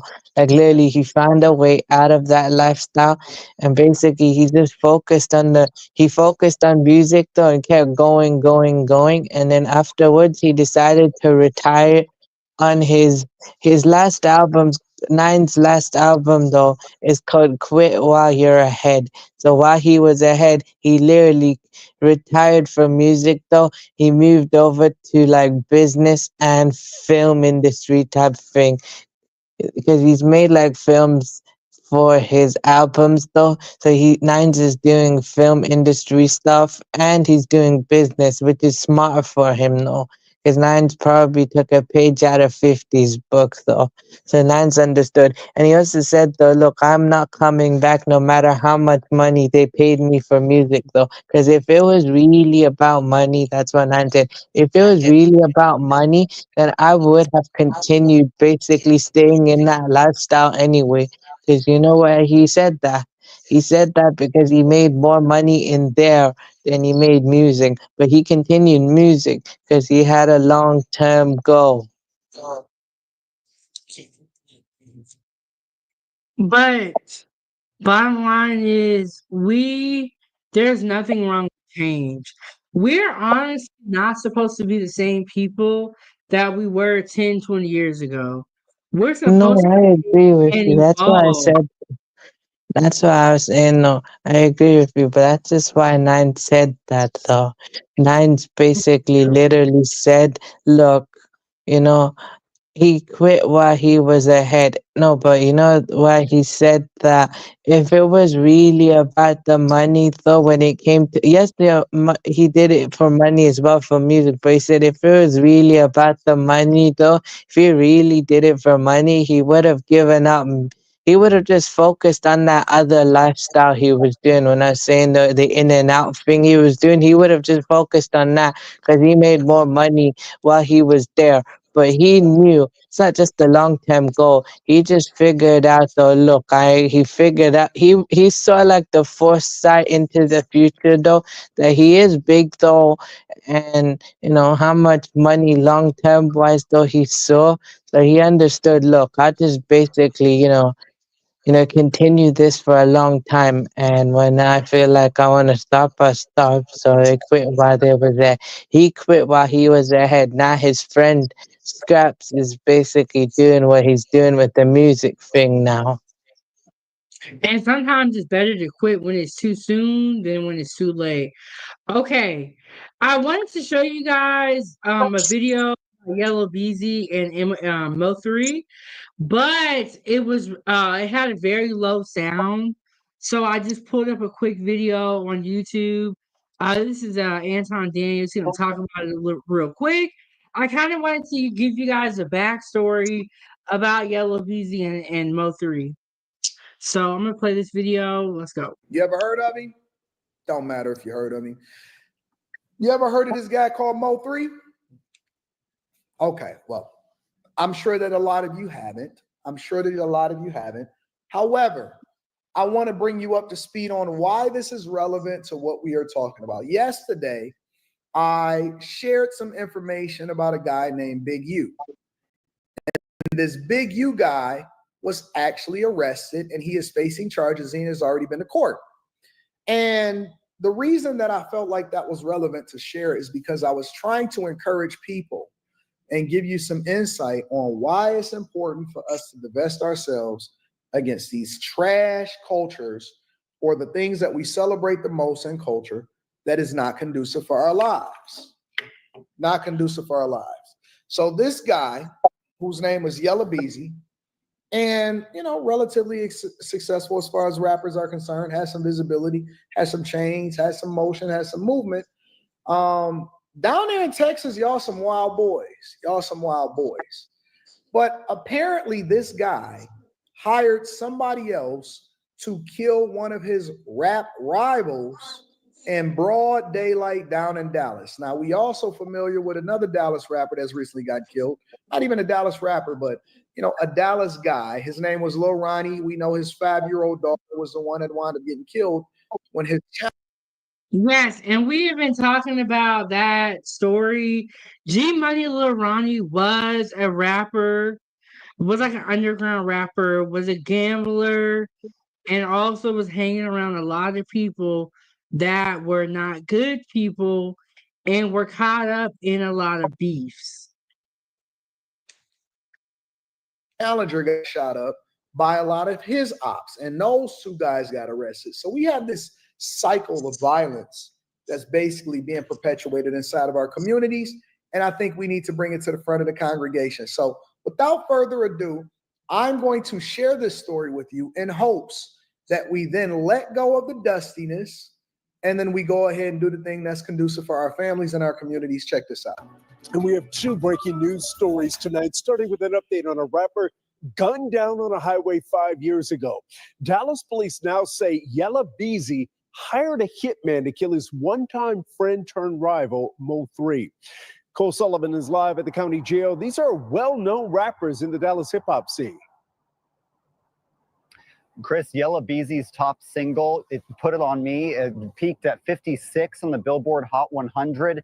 Now he's in the Dallas County Justice Complex behind me on a capital murder charge, accused of hiring a hitman to kill a fellow rapper. This all happened. Crazy. He literally made it out, made a ton of money, was very, very big, and I actually liked Yellow Beezy's music and Mo3. And I'm just So sad that they canceled each other out. What they could have done was collaborated and made great music. They both had some great music, and I was jamming to their songs all the time in my car. And thank you, Told You. Told You said, I'm rocking with you, 907 Good Eats. Let go, let go. Make sure you come to the cooking live stream too. Cause I be cooking, I be throwing down. I be throwing down. And Told You said they actually used to be cool. I think I heard that. And I heard that there was a photo of them together. They were both from Dallas.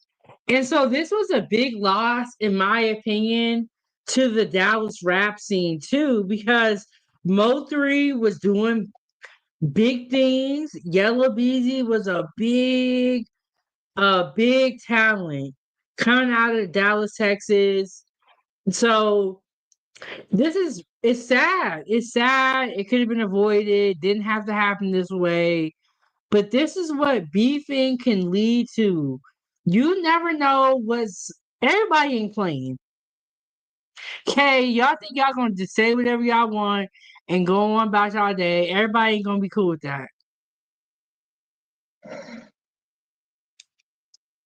Let's get back into the story. Back in 2020.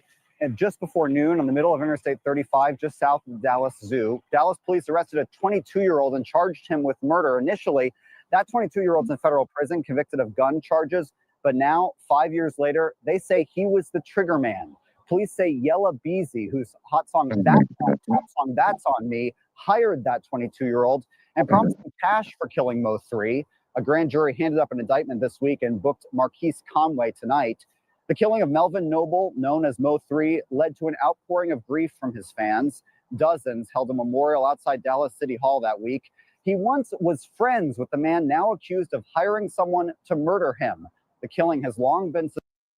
Okay, this is what Told You was saying. He was saying that they used to be cool. You know that saying, keep your friends close. No, keep your friends close, but keep your enemies closer. And it's just like, dang, it's crazy that you can be friends with somebody and then you turn around and try to take you out. Isn't that crazy? Suspected to be the result of a rap feud. We reached out to Yella Beezy's legal team tonight and have not heard back. We're waiting to hear back on a bond amount for him as well. We'll bring you updates tomorrow on Daybreak. Chris. Let me share with you the details, and I'm going to also share with you why it's important for us to have this conversation, okay? So here's the details. Check it out. Check it out. So he's charged with capital murder. Capital murder. Which is a very big deal. And for him to even be in this position is just crazy. It is just utterly crazy. And this is why you need to stay out the way, mind your business. Don't let nobody trick you off the street, trick you out of your job. Don't let nobody trick you out of being a content creator. Don't, because that's what people want. People want you to fail. They want you to not make it.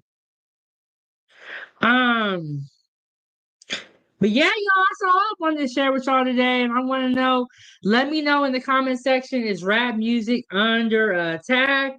Let me know your complete thoughts on any of the stories that we talked about today or any of the situations. And if you missed this cooking from this weekend, check out some of the cooking from this weekend. I still owe y'all a bunch of recipes. Girl, I gotta get off of here and I need to be working on the recipes that I owe y'all. Cause I owe y'all a whole bunch of recipes. Drip. Okay, so y'all, that was all I had to share with you guys for this specific show. We're gonna be back tomorrow and I'm gonna find something for us to talk about. There's a lot going on out here. Every time I log on to YouTube, there is another story, another situation. So we're gonna be back here to tomorrow, with more time for tea. I'm gonna work on getting those recipes updated that I owe you guys. Yeah, but is rap music under attack? Okay, I feel like rap music is low-key under attack. They seem like they have it out for these rappers. They're hitting them with all these charges. But I also feel like the attack is kind of justified because the violence has gotten out of control. And you guys saw with Yella Beezy, that guy broad daylight on the highway. It's getting crazy out here. Something has to happen. Um I feel like they're locking all these people up and throwing these numbers at them. Everybody snitching on everybody. It's just a lot going on. I feel like rap music is definitely under attack. Or some people would say this is not even real rap music. What they're doing is drill music, is what some people say. And I can see where they're coming from because the music has definitely changed. Angel said, thanks for watching the live today. Everyone have a great day. Yes, and shout out to the Drip King for coming up. Y'all make sure y'all check out his YouTube channel. We finna get up out of here. I'm gonna hit y'all with the outro. I'm about to say intro with the outro. Yeah, and I'll see y'all back at the kitchen table tomorrow for another kitchen talk with Chef Big Bang. Shout out to everybody that came through. I will see y'all in the next one. I am your host, and this is Kitchen Talk with Chef Big Bang. See y'all on the other side. Foodiegang, gang, gang.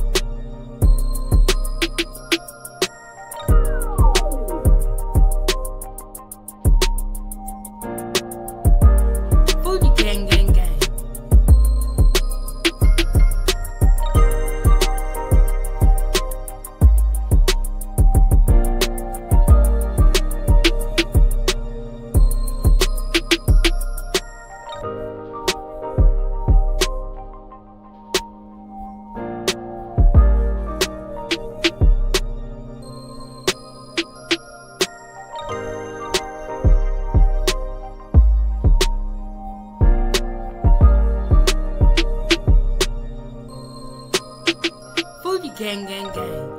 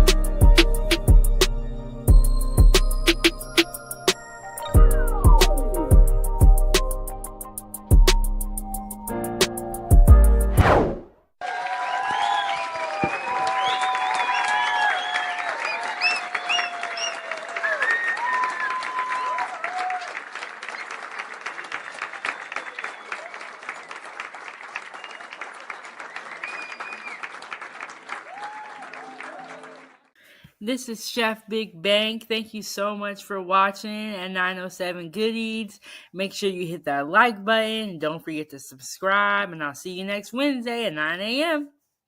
I'm out.